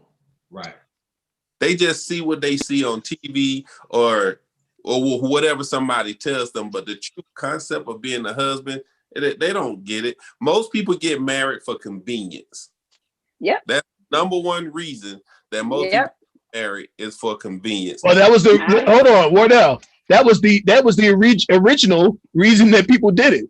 People got married in times past for what it would do for the clan, okay. If Joe the egg farmer married Bill's daughter across the street, who's the grain farmer, and they joined kingdoms. Now they are twice as strong and they have twice as much to do. So that's why they had a lot of arranged marriages, and arranged marriages have a higher percentage than love marriages. Okay, because you can fall out of love. Everything Ladarian just said, as wonderful as it is, right? Somebody could change their decision. Just like that, and they end up going their separate ways. But but in times past, you could call it. You could call it. It was an arranged situation, but people had a reason. You wasn't breaking up with Joe's daughter because the contract is with all of us, Right. and it's feeding all of us, and we're all growing the kingdom together. So y'all gonna work it out. Y'all gonna talk it out, work it out, and go back to sleep and wake up, have sex, and everything gonna be fine because we ain't breaking up nothing. But you know the crazy thing about that is you see how that involved capitalism in a sense, how it involved money, Absolutely, and how it changes the thought process of even what marriage and what being together, even the foundation of what it's supposed to be. You know what I'm saying? So when you change the foundation, hold on, what's the foundation of what it's supposed to be? Because the foundation of love is selflessness. No, love is a new concept for marriage. People didn't get married for love; they got married for convenience. I'm not talking about marriage. I'm talking about love. Okay, love is a new thing for love is not relationship. Love is not new. It's just new to people who don't understand it. So when it comes down to the all actuality of where love is, people get it misconstrued and put things with things to say, well, this is love when you get married. And so later on in life, fast forward 2,000 years or whatever, this kind of concept of what we feel like love is all jacked up because of the things that's been in between that you cause to get in the middle of what people call being together. Yeah, because it's based on emotion, and emotions change. It doesn't even matter at the end of the day. At the end of the day, what it's based on, it's a failure in the understanding of respecting the emotion. You know what I'm saying? So when you don't have, I guess, a line upon line and a precept upon precept kind of way of thinking, then you can't really, say, well, dang, man, this is what it's supposed to be. You gave too many examples, too many situations where it could be this, could be that. And that's where it gets jacked up. And it's kind of like putting ink in water and expecting it to disappear. The only way you can to get rid of it is to start over again. And unfortunately, we can't do that. So now we have what we got. And that's why we have a lot of situations when, the kids right now, they grew up in relationships where they ain't have no daddy in there, or, you know what I'm saying? What no doggone, marriage of a relationship. So the skewness of what love is continues to be flawed because of whatever situation. There's so many different things we can pull out of behind and say, yep, that's a part of it. Yep, that's a part of it. So when a man walks out on a woman, I think, and it's just my perception and given to what people have given me so I could analyze something. I think that those people walked into a situation because of convenience, and they were not necessarily ready to understand what it was going to take in order for him to even be successful in, doing a relationship, a marriage that, you didn't have to sneak in. You know what I'm saying? So when it comes down to men being in a position where they got 1, 2, or 3 women, it's because that first woman they got with because they were a victim of circumstance and they didn't understand what love was. But when they were in it, they basically got caught up in between, trying to figure out what was the right thing to do, what's the wrong thing to do. If you got kids, it's like, oh my God, I got to stay because you got children and I don't want them to go through this. And so the reasons of staying kind of, becomes a lie. And so they go on the outside to get what they feel like they're missing.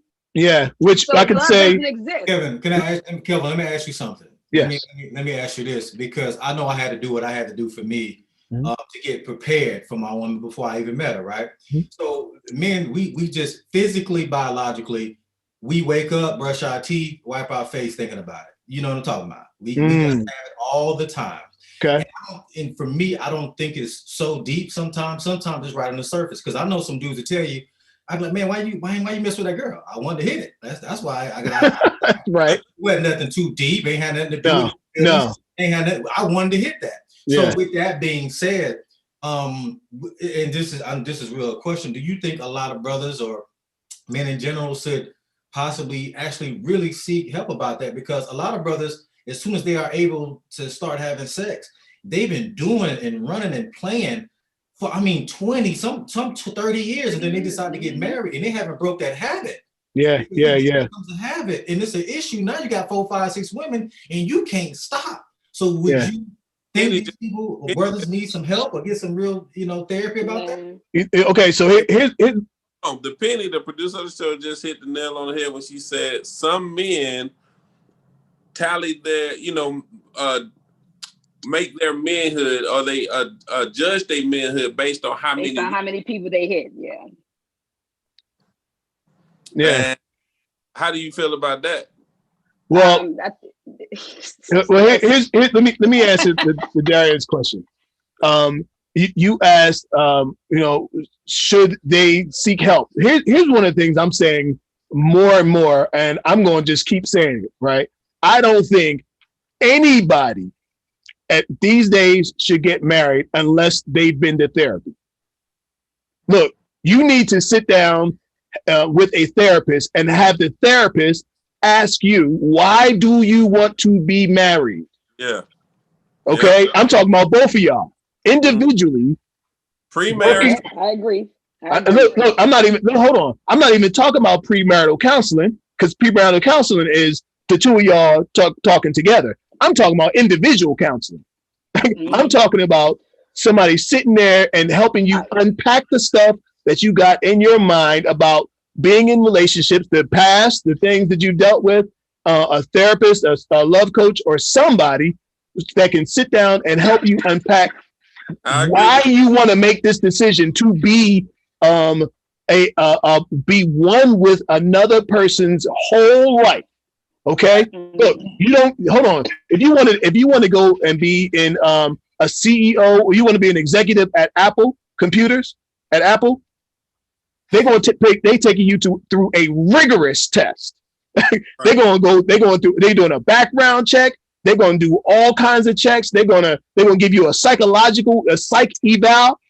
Some of these people who talking about getting married, y'all need a psych eval. You need to figure out, is there something wrong with you? Right. You don't know yourself. You don't even know who you are. And you don't even know. I'm telling you, and most people are so ill-equipped to get in the driver's seat of this thing. They getting inside of a Mack truck, and they never even drove a car before. Like they never even been a driver's ed before.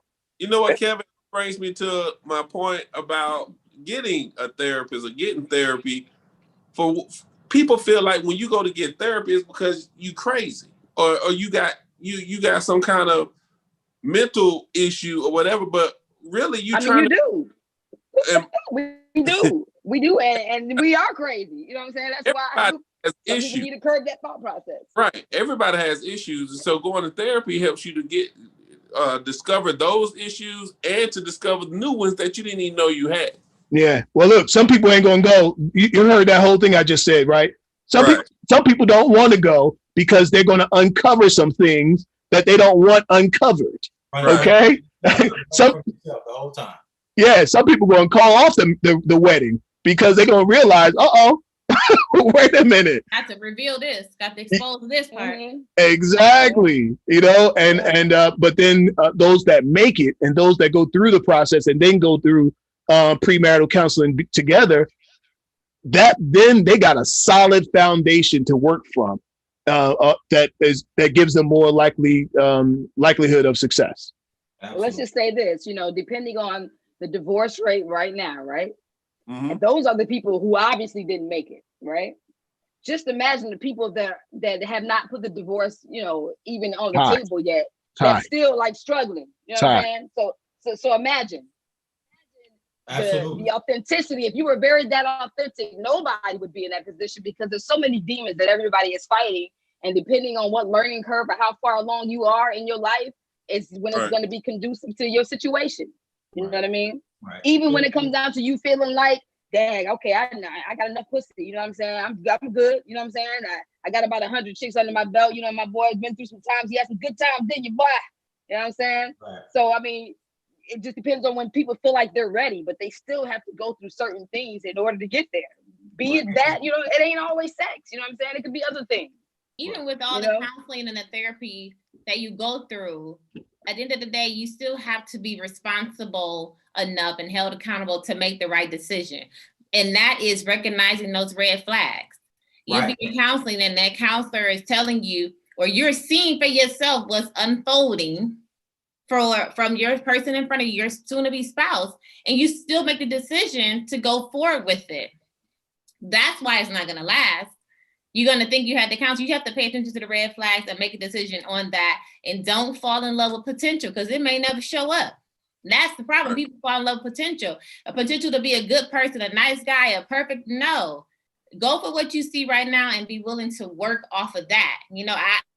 to people all the time in my marriage, my first marriage, it wasn't about coming out pointing the finger and blaming, because there were things that I saw before I married that man. And I was thinking, oh, he ain't never been real love. He ain't never had money. He ain't never, I can show, you know, it ain't your money that I love. It's this that I love about you. It did not matter because he didn't love himself. He was insecure. He had issues. And this is not to bash him. It's just that, Chere, you saw the signs and you thought that you were going to help fix that, and you couldn't. Yeah. And it was a disaster. Oh, okay, I have a question, you guys. This is something that I read today. And this is based off of Farrakhan. He was, you know, doing a sermon or, you know, speech, whatever you want to call it. And they were talking about how women dress, right? Sometimes, you know, and they were talking about the WAP, you know, that dance that, you know, what's Cardi B and what's the other girl, Megan Thee Stallion got out or whatever. And how, you know, it's so disrespectful. And yes, it is. I'm not going to say that it's not. But they were talking about more, it's almost like only gives you a one-sided view of how things are, and it curbs only one side. I think in order to complete the circle, you got to cover all sides of something to make a point if you want everybody to be held accountable, right? And so, you know, they were talking about, you know, the word bitch and nigga, you know, and how we use it in our, you know, speech and how we talk to one another and how we feel about what that word resonates with and what it really means and whatnot, and how we've embraced it. And so you made a statement like, you know, if a woman is dressing a certain way, you know, that entices a man, you know, and you bring out the dog in that man, you can't be mad that you brought out the dog in that man because of what you've done in order to bring that out, right? And then everybody stood up and they started clapping like, yeah. And I understand on one side, right? But what the other part of it should have been, was that people don't necessarily always pay attention to, which always puts a woman in a state of subjection about how she dresses, you know, and how it's always a topic of conversation with, well, if you ain't dressed like this, then I wouldn't have said this, or I wouldn't have did this, blah, blah, blah, blah, blah. And, you know, for me, and I can talk about me all day because I am who I am and I've been through my life in the way that I have, I feel like, why not address the men in a sense that even if you are approached with something that you know could bring out something in you that you know is not proper, or that you know you should not be doing it, then curb that part and not just say, oh, I'm sorry, it was that woman's fault, because, you know, I understand why you did that. It's never looked at as like, well, I can't say never, but most of the times it's like, well, woman, don't dress like that so you can bring that out in that man. It should be like, man, even if you see that, control your lower nature. Yeah. Choose a different route. That's a good point. That's definitely a good point. I feel can I get back to Chere? Something Chere said brought an important memory back. I used to do. I had a client when I was doing not in home, when I was doing counseling with men, right? And I had a man who was born and raised in foster care. Like I think he was taken from his mother when he was young. And I don't know if y'all remember foster care up north in the 80s. I mean, it was bad. This guy reported. He said they took us to this family, and they ushered us down to the basement. And I don't, you know, I know how the basements work in these big old dank, you know, cold old houses. Like they ain't nothing. It was more like a dungeon, right? And he said they threw us a pillow, threw us a blanket, and when we said we was hungry, they literally threw bread down the stairs. He reported, listen to this. He said, I have never been loved. You know, like we assume that everybody knows what love is. Some of these men have never actually been loved. So this guy now, he's a grown man. He's living his life and he's getting into relationships. There's a woman who has gotten into a relationship with this guy, and she doesn't even know that she might have to teach him how to love. Right. I mean, imagine that. Like we just assume that people can do right or can be right. Some of these people that's coming out, they come from some places that there was nothing of structure to talk about, of control to talk about, of discipline to talk about. right? All they know is their animalistic nature. So that just kind of like just shines a light on the various kinds of people that are out here. So I think you need to take your time and getting to know these people. You wanna know what the antidote to that is? Time. Right. You let time get in between there, and time, listen to this, time never lies. Yeah, absolutely. People lie, but time never lies. Time will tell you exactly what you have. And based on that animalistic nature, going right back to Tabitha with, how women dress and bringing out that dog in the man, he wanted this and that. And I always try my best to speak from my experience. I can't speak for everybody, but I've seen a lot of what's going on in our community. For me, yeah, the dress are nice and the skimpy stuff, I get it, but I mean, my wife sneezed the wrong way and I'm all over her. You see what I'm saying? That's how I am. I've never been a guy that even took much. You ain't got to dress skimpy for me. Now it may make it worse for a lot of brothers, but right. it is biological. It is a nature of us. Some men have a lot of sex for different reasons. Some guys want to have a tally count, right? For me, I never, even when I was single, I didn't care about tally count. If I was sexually involved with a woman because I wanted to be, because that's what I like and it's good. I don't care about no homeboys knowing. I don't care about no tally. I'm doing this because I like to do it. I'm a man and I like to have sex. It is okay for me to say that. Sometimes it's not that deep. And it's just really not, because not every guy is the same. But the one thing that we most have in common is it. And I like, watch this. And I'm gonna share. I'm gonna put you on the spot, right? So, and this is not to make any excuses, but I just want you to kind of understand a little bit. So let's say you went to work, you've been thinking about your man all day. Ooh, I can't wait to get home to my husband. I'm gonna tear him up. He cooked yesterday. I'm gonna go home and wash, and I'm on fire, right? Today is my day.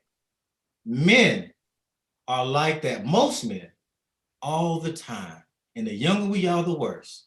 It is non-stop. There are no breaks. Especially, I'm serious. Monday through Sunday. But I understand that. Women are like that. Wardell, what you say? Women are like that too. Women are like that too. Y'all just don't know it. If you feel that way, if you feel like we're not like that, you would be mistaken when it comes to a lot of, especially these days. Really? Because no, I'm not. Well, yes. Really? They are like that because, I mean, for real, how many relationships do you really think exist that's gonna be like, ooh, they did everything right? Shit, she's been completely. Come on, man. Women are just, because in order for him to even be able to do that, you need a woman to do it with. So somebody else is out there exercising whatever she needs to exercise to be what that is for you. And for it to be different all the time, you got to know that they just like that. If you ain't gonna be her husband, so she probably was like that with the man before you. She's gonna be like that with the man after you. You know what I'm saying?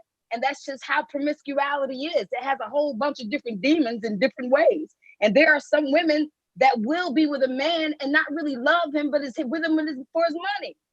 You know what I'm saying? For what he can do for her as far as, having stability, but not really even really dig him like that. That's the other part that we hide very, very well. Mm-hmm. You know what I'm saying? So there's different ways that we present those kinds of fuckeries to each other. You know what I'm saying? Some of it. Hey, I had someone tell me, this just happened yesterday. I had a discussion with them, and they said that her friend, she's in her 30s, mid 30s. And she said her friends would tell her, get a guy in his 30s or 20s because you'll have more sex. Guys in their 40s aren't having sex like that. That is true. She ain't lying. That is true. That is true. True. and most of y'all, and that most of it, not true. That's not true. If you want to get your back blue, I'll get you a youngin. Now, she said more. Now, it don't have to be. Not it don't have true. to be. I'm telling you. It doesn't have to be true for you, though. It don't have to be for you. But hold on, y'all. But hold on. But once again, that's why we are all individual. Everybody works differently. That's just what it is, and that's sometimes that's where the miscommunication come in. But what I was saying was just speaking from as far as a lot of men being promiscuous, having a whole bunch of women, and just to have a little bit better. Trust me, I know there's some sisters out there that wanted it every day, all day. but at the same time, we all have different individual experiences. You know, it's probably some brothers out there in their 40s, they can't do nothing. And there's some women out there in their 40s and they ain't, I've seen them say, I don't want to touch no sex. So everybody's different. You know what I'm saying? And there's some that'll do it and then can't, you know, they good for the night. Yeah. He's like, man, come on, man. You know what I'm saying? What about again? He's like, still, I give it to you every day, baby. That's the binocular. So listen. Ways you can look at it. That just be like, man, come on, man. All right, so let's check it out.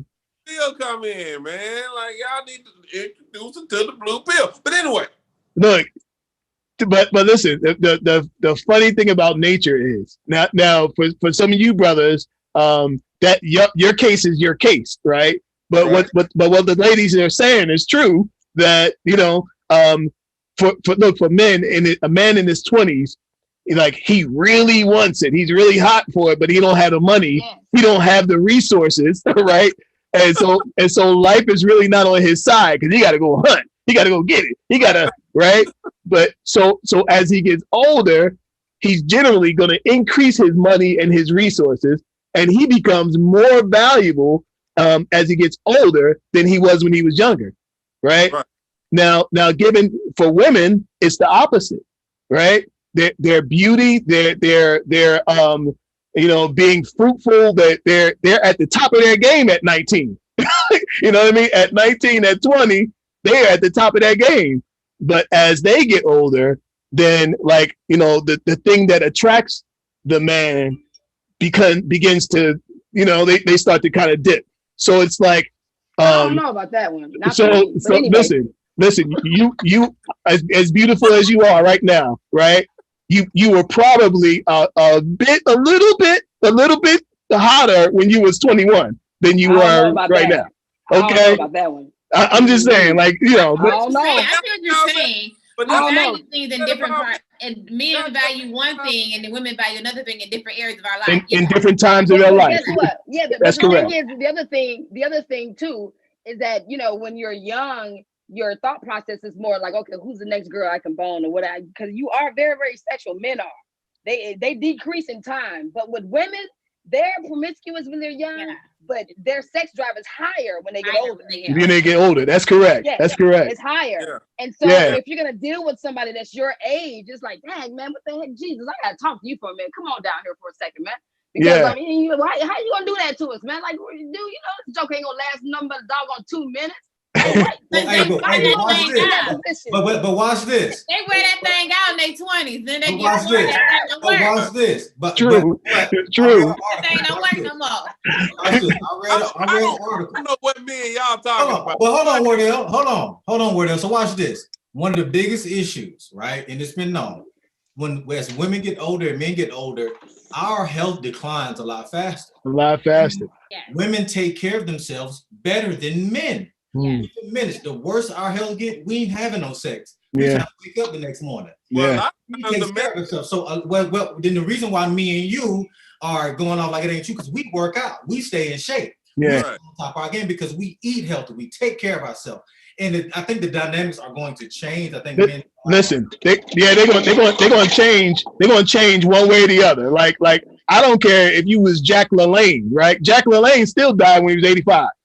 Okay, like I don't care how healthy you are, like your body knows how old it is, and there are certain changes that's going to happen as you get older. And so the funny trick about nature is that when men are at their height financially, and like you're the most valuable player when you're 55, but the trick of nature is that you can't bring the strength that you had when you was 22 when you're 55.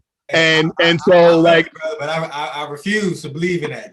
You keep doing that. I love you, brother, and I'm not gonna believe it. You keep doing that. But look, you can get the resource, but they just like we talked about resources, but there are resources for the older brothers that they can make it like they 22 in one night. Okay, that thing bounced back, buddy. I'm telling you. So and that is something that will make your relationship hard. Yeah, right there. Make your relationship hard. All right. Want it? Oh, crazy. Yeah, hard ain't always bad. Hard is not always bad. So, so let's move on to another topic. Crazy, man. You are crazy. And we're going to be wrapping up the show real soon, but I wanted to touch on this topic because this is an important topic that a lot of people bring up quite often as well. When is it a good time to introduce people to your children? With that being said, you know, I feel like it's about the age of the child. Because older children can handle things a lot better and more understanding than younger kids can. But I ultimately feel like it's all about the nature of your relationship and how you feel about the person you're with and how deep that relationship is. Yeah. You know, it's hard to say, but I'm gonna let someone else chime in on that. When is a good time for you to introduce someone to your children? That's based on intuition and discernment. It's really going to be case by case scenario, right? You really want to, I think the key factor is don't neglect introducing them eventually, because kids have a good judgment of character and they can actually help you discern some things that you can't. Kids can see some things, right? And they're very vocal these days. And then a lot of people make a mistake with having relationships and never involving their children. And then when you do, kids are very entitled and they don't like that person, whether they're good for you, the family, or not. They just don't like that person. So it's case by case scenario. I don't like my first marriage. My daughter was 11, and I introduced her to him in about 5-6 months. But again, I was engaged within 8 months. But at 11, she said, I just don't think y'all ready. Now, again, it's just been me and her since she was 3. So in her eyes, it was never going to be nobody good enough. I don't think y'all ready. But 6 months into the marriage, she was actually right. And she was 11 years old, right? So here I am trying to force something. On the other flip side of that, when I got a divorce, I didn't date at all. I didn't let her meet anybody. And so when I decided to move forward with my best friend, which she had pretty much known all her life, it still was kind of like, well, you know, I do want you to be happy and I know y'all, but it was still this part about her, like, she felt like it should still just be me and her. Yeah, Mom wants to be happy and I know that he's great, the family love him, but it was still like it's me and you now, finally, you know? I think eventually just make sure that you do include your children so that they can be a part of it, they can see and they don't feel entitled. But when, that's a tough one. But when your child decides or says, Mom or Dad, I don't like this person, you know, they just don't like him, do you leave the person? Oh man, yo. Discernment for real, because why your child saying that? You know your child, you don't know this person, but you know your child. Right. But watch this. I think was this is, once again, your child is that true example of unconditional love. And you know, a lot of kids don't want to share their parents. I've seen it. I've seen it in therapy sessions when I was working at the hospital and in group homes. They don't want to share their parent with somebody else. They get jealous and sometimes they'll say things. But the problem is, regardless if it's a great intuition or not, it is, I mean, almost not gonna happen that man is gonna choose that person over their child. Right. And that's when it becomes an issue, regardless if they having a true feeling or not. As soon as that kid say, I don't like them, you kind of on to the next one, because you're not going to be fighting with your child. You love your child, and you will not ever choose that unconditional love over somebody that you probably not even married to. So it's real. That's a real tough situation as far as time. I think you with the guy or with the woman, you're going to have to make that discernment for yourself when it's going to be a proper time to introduce. It's not a set time. It's going to be depend on you guys' relationship and that other person who steps into your life. So I don't think it's a real answer for it. You'll just probably have to feel it out. But that's tough. I say you have to gauge on the level of your relationship and how much you trust the person you with, how much you know the person you with. It could be, when you have kids, it could be a very long time before there's a real commitment to that relationship, because your kids are so, it's a very critical situation when it comes to having your kids, especially when they're young. Right. You know, so you know, I think it's all based on the relationship, based on the person you with, based on how well you know, and things like that. So I had a case with a client. The boy was about 13 years old, and his mother went away on a vacation and came home married. Yeah. Oh my. Yeah. It turned out that they had been like in a relationship. They knew each other they went together when they was teenagers, and they never like lost track of each other. And they just decided, you know what, we gonna just do it.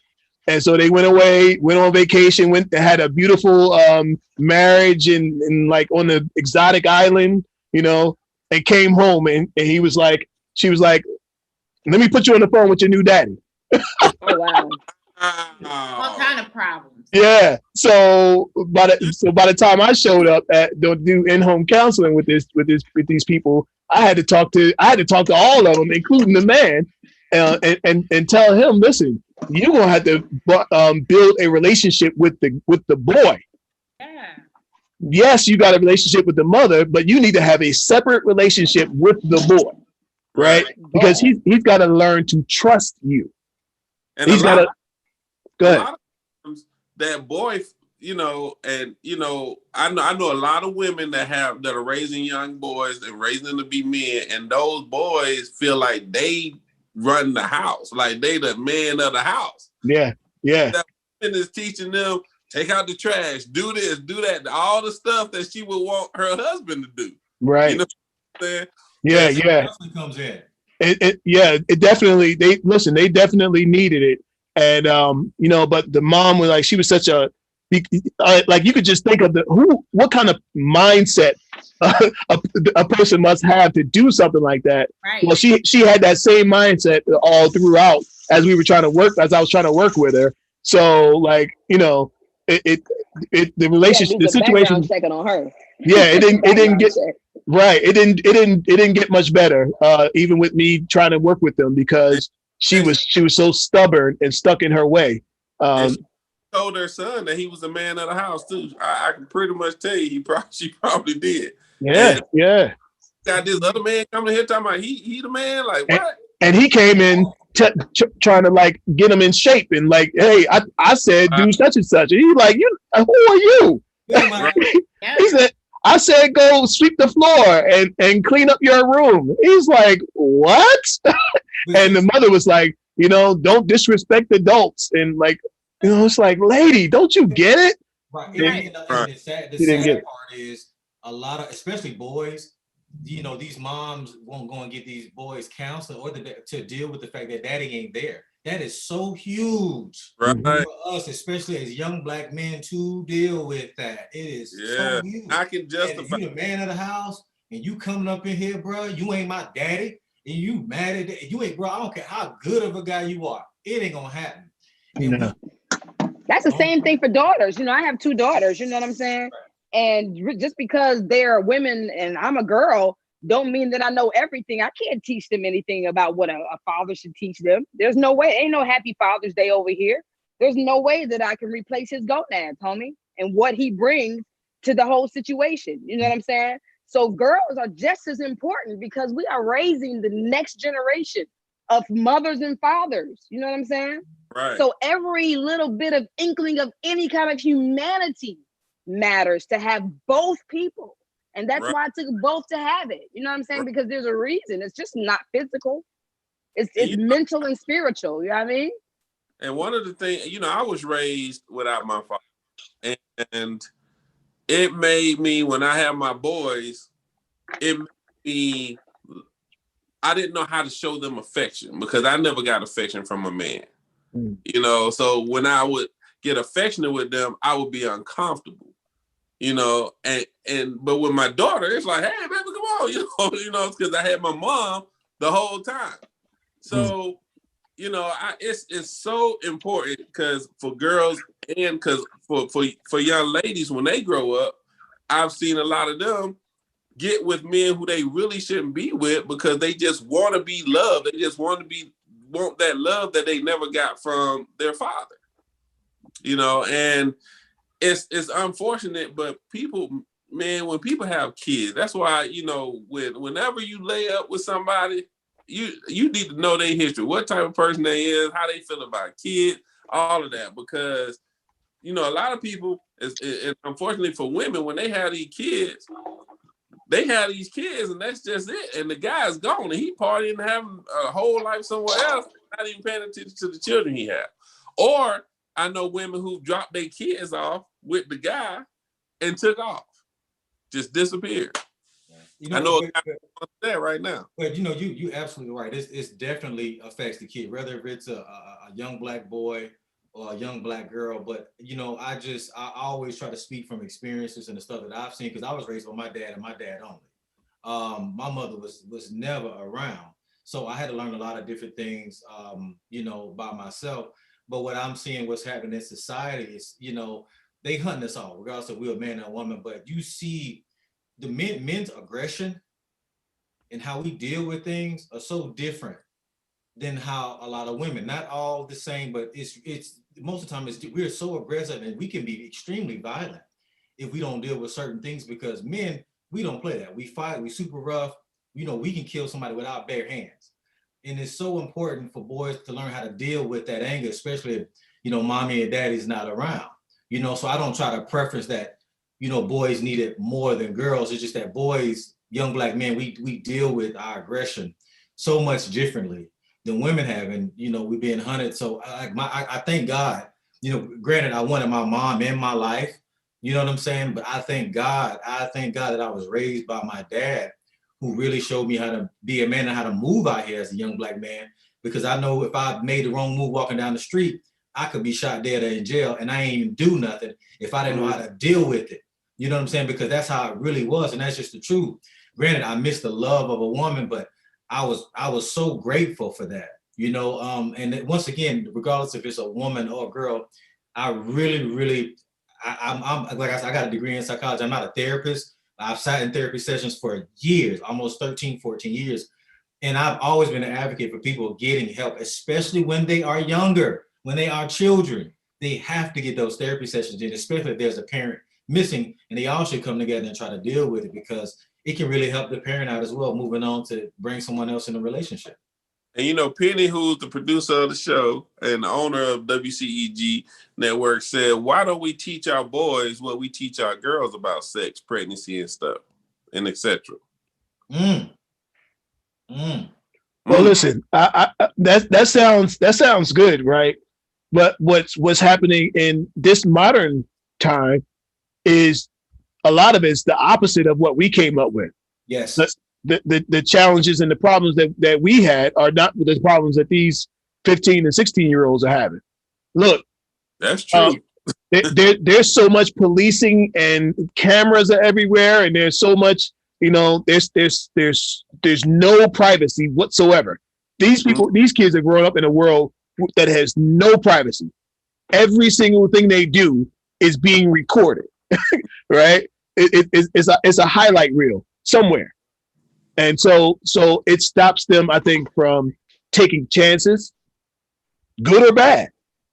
Stops them from taking chances. It stops them from experiencing some certain things in life, things that, thank God, we grew up in a time where there was no YouTube and no cameras and all of that on every corner.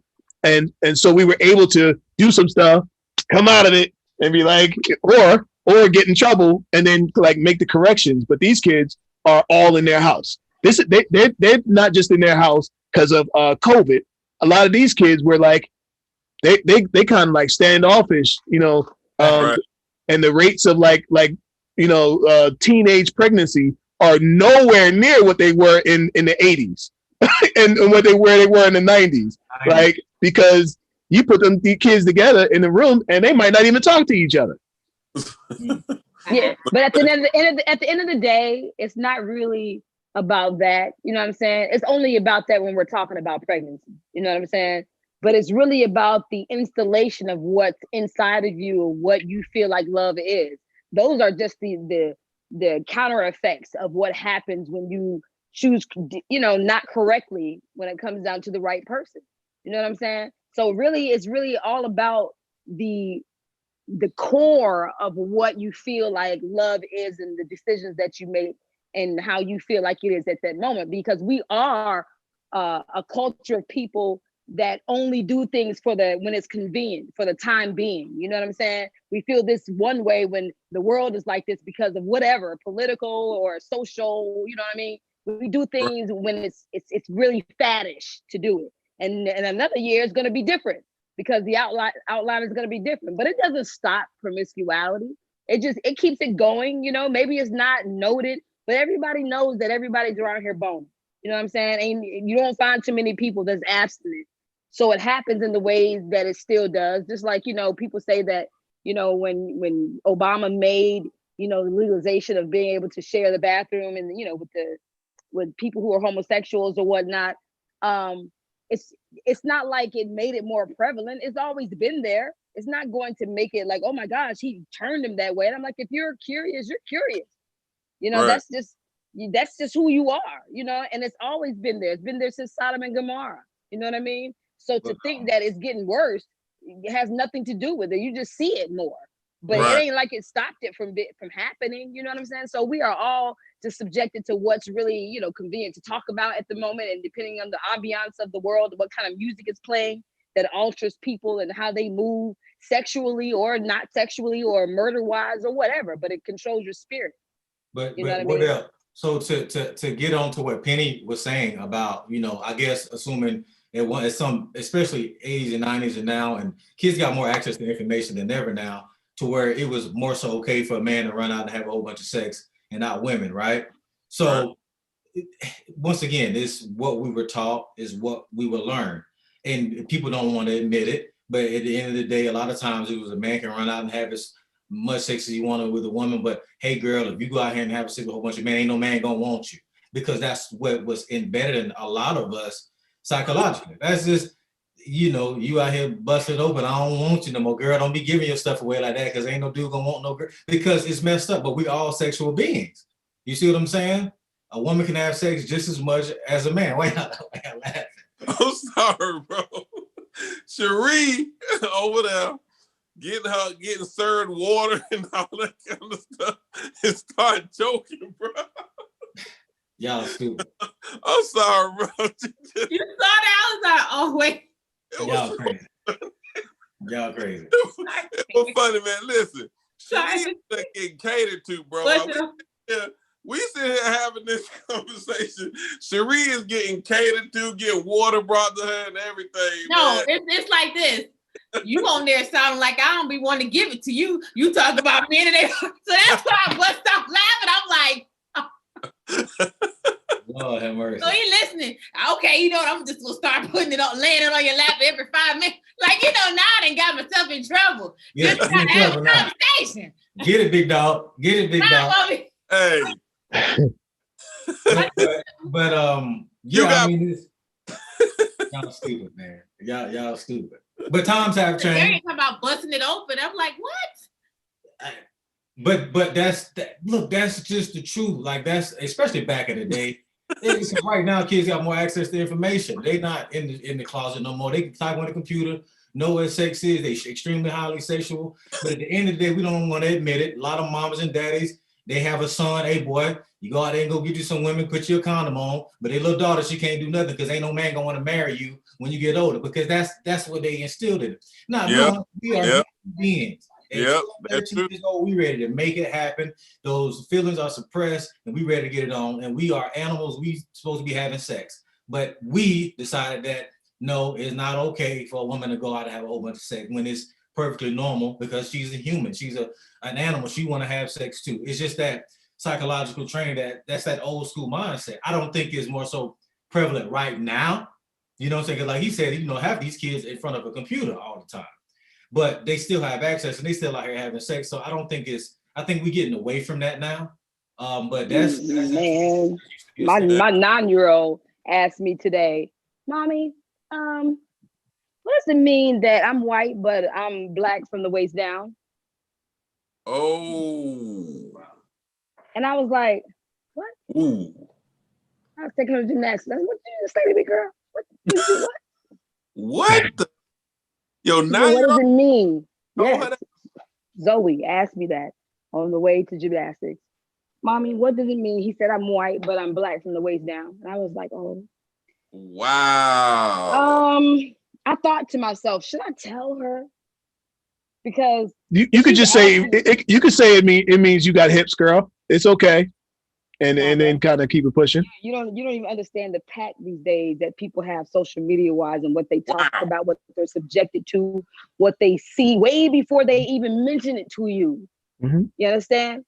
And so people are in the position where they can ask their friends something way before they ask you. You know what I'm saying? Right. And somebody can ask somebody else that will tell them before you tell them. Right. You know what I mean? And they talking to their friends all day long anyway. Wow. Well, yes. I mean, regardless, because this is how they communicate. All day long. When it comes down to sex, they see it first on social media. Obviously, they ain't saying it up and through here. You know what I'm saying? But they learn so much more. And so I have to be, and I was going to say this before, as a parent, you know, when my parents was bringing us up, they brought us up according to how they were brought up. And I'm like, I can't do that with my children because it doesn't even apply. It's not applicable. Right. Some of the things that you know better, of course, you know, we know certain things. Come on, man. You just don't open your legs to anybody. You know, that's something that we know already. You know what I mean? Right. But when it comes down to how people are presented with things, I'm like, Lord Jesus, man. And so I had to say something. I had to tell her the truth because she's learning so much without me. Man. You know, so I'm like, Lord, the kind of position I just put in. What the freak do I say? The stuff that you have to explain to your children nowadays is just unreal because they learn so much from just the internet. They have access to the whole world and they don't even understand the world. You know? I think it's unreal. I don't think it's crazy. I think it's some of the things that we have to explain today should have been explained to us when we were coming up. Our parents and grandparents just chose not to talk to us about it. I think she was right, Tab, to tell your child because that's all we need coming up. And that's why a lot of us are broken and jacked up now because nobody ain't want to talk to us. Nobody ain't want to tell us. My aunts had to tell me about sex and my mom was upset about it. But here I am 16 to 17 years old and don't even know like what a penis is, where it go, or if your nipples get hard. Like you don't know, you should know those things. If your vagina is acting a certain way or your penis, like don't keep that from your child. Talk to them, tell them what it means. Tell them what the language is when a man is talking to you. A man told me sitting on the steps in the project that he said either you got a fat pussy or you on your period. Be careful what you say on this. Forgive a fat pee or you on your period. And I'm like a teenager, like, what did he say? A grown man saying that to me. And that just messed me up. I felt violated and everything. I didn't know what that meant. I didn't even tell my mother about it. I told my aunt. But it's like, you got to have those conversations with your children so that they know what's inappropriate. You know what I'm saying? Big time, dude. Big time. That's because throughout our time, sex has been taboo. It's always it has. And we gotta keep it 100. And that's a lot of our religions have. So we can't talk about it. We ain't gonna speak about it until I feel like it's time for you to know it, and it messes us up. So you want to speak about it, talk about you sinning and you doing this and that, and we just are continuously in this cycle being jacked up. Because we don't want to communicate. Sorry, Wardell. Go ahead, bro. I'm sorry. Guys, we're going to have to do a part 2 of this show because y'all just say and spending the night with each other, right? Spending the night. I'm about to get it fine. Sorry, Wardell.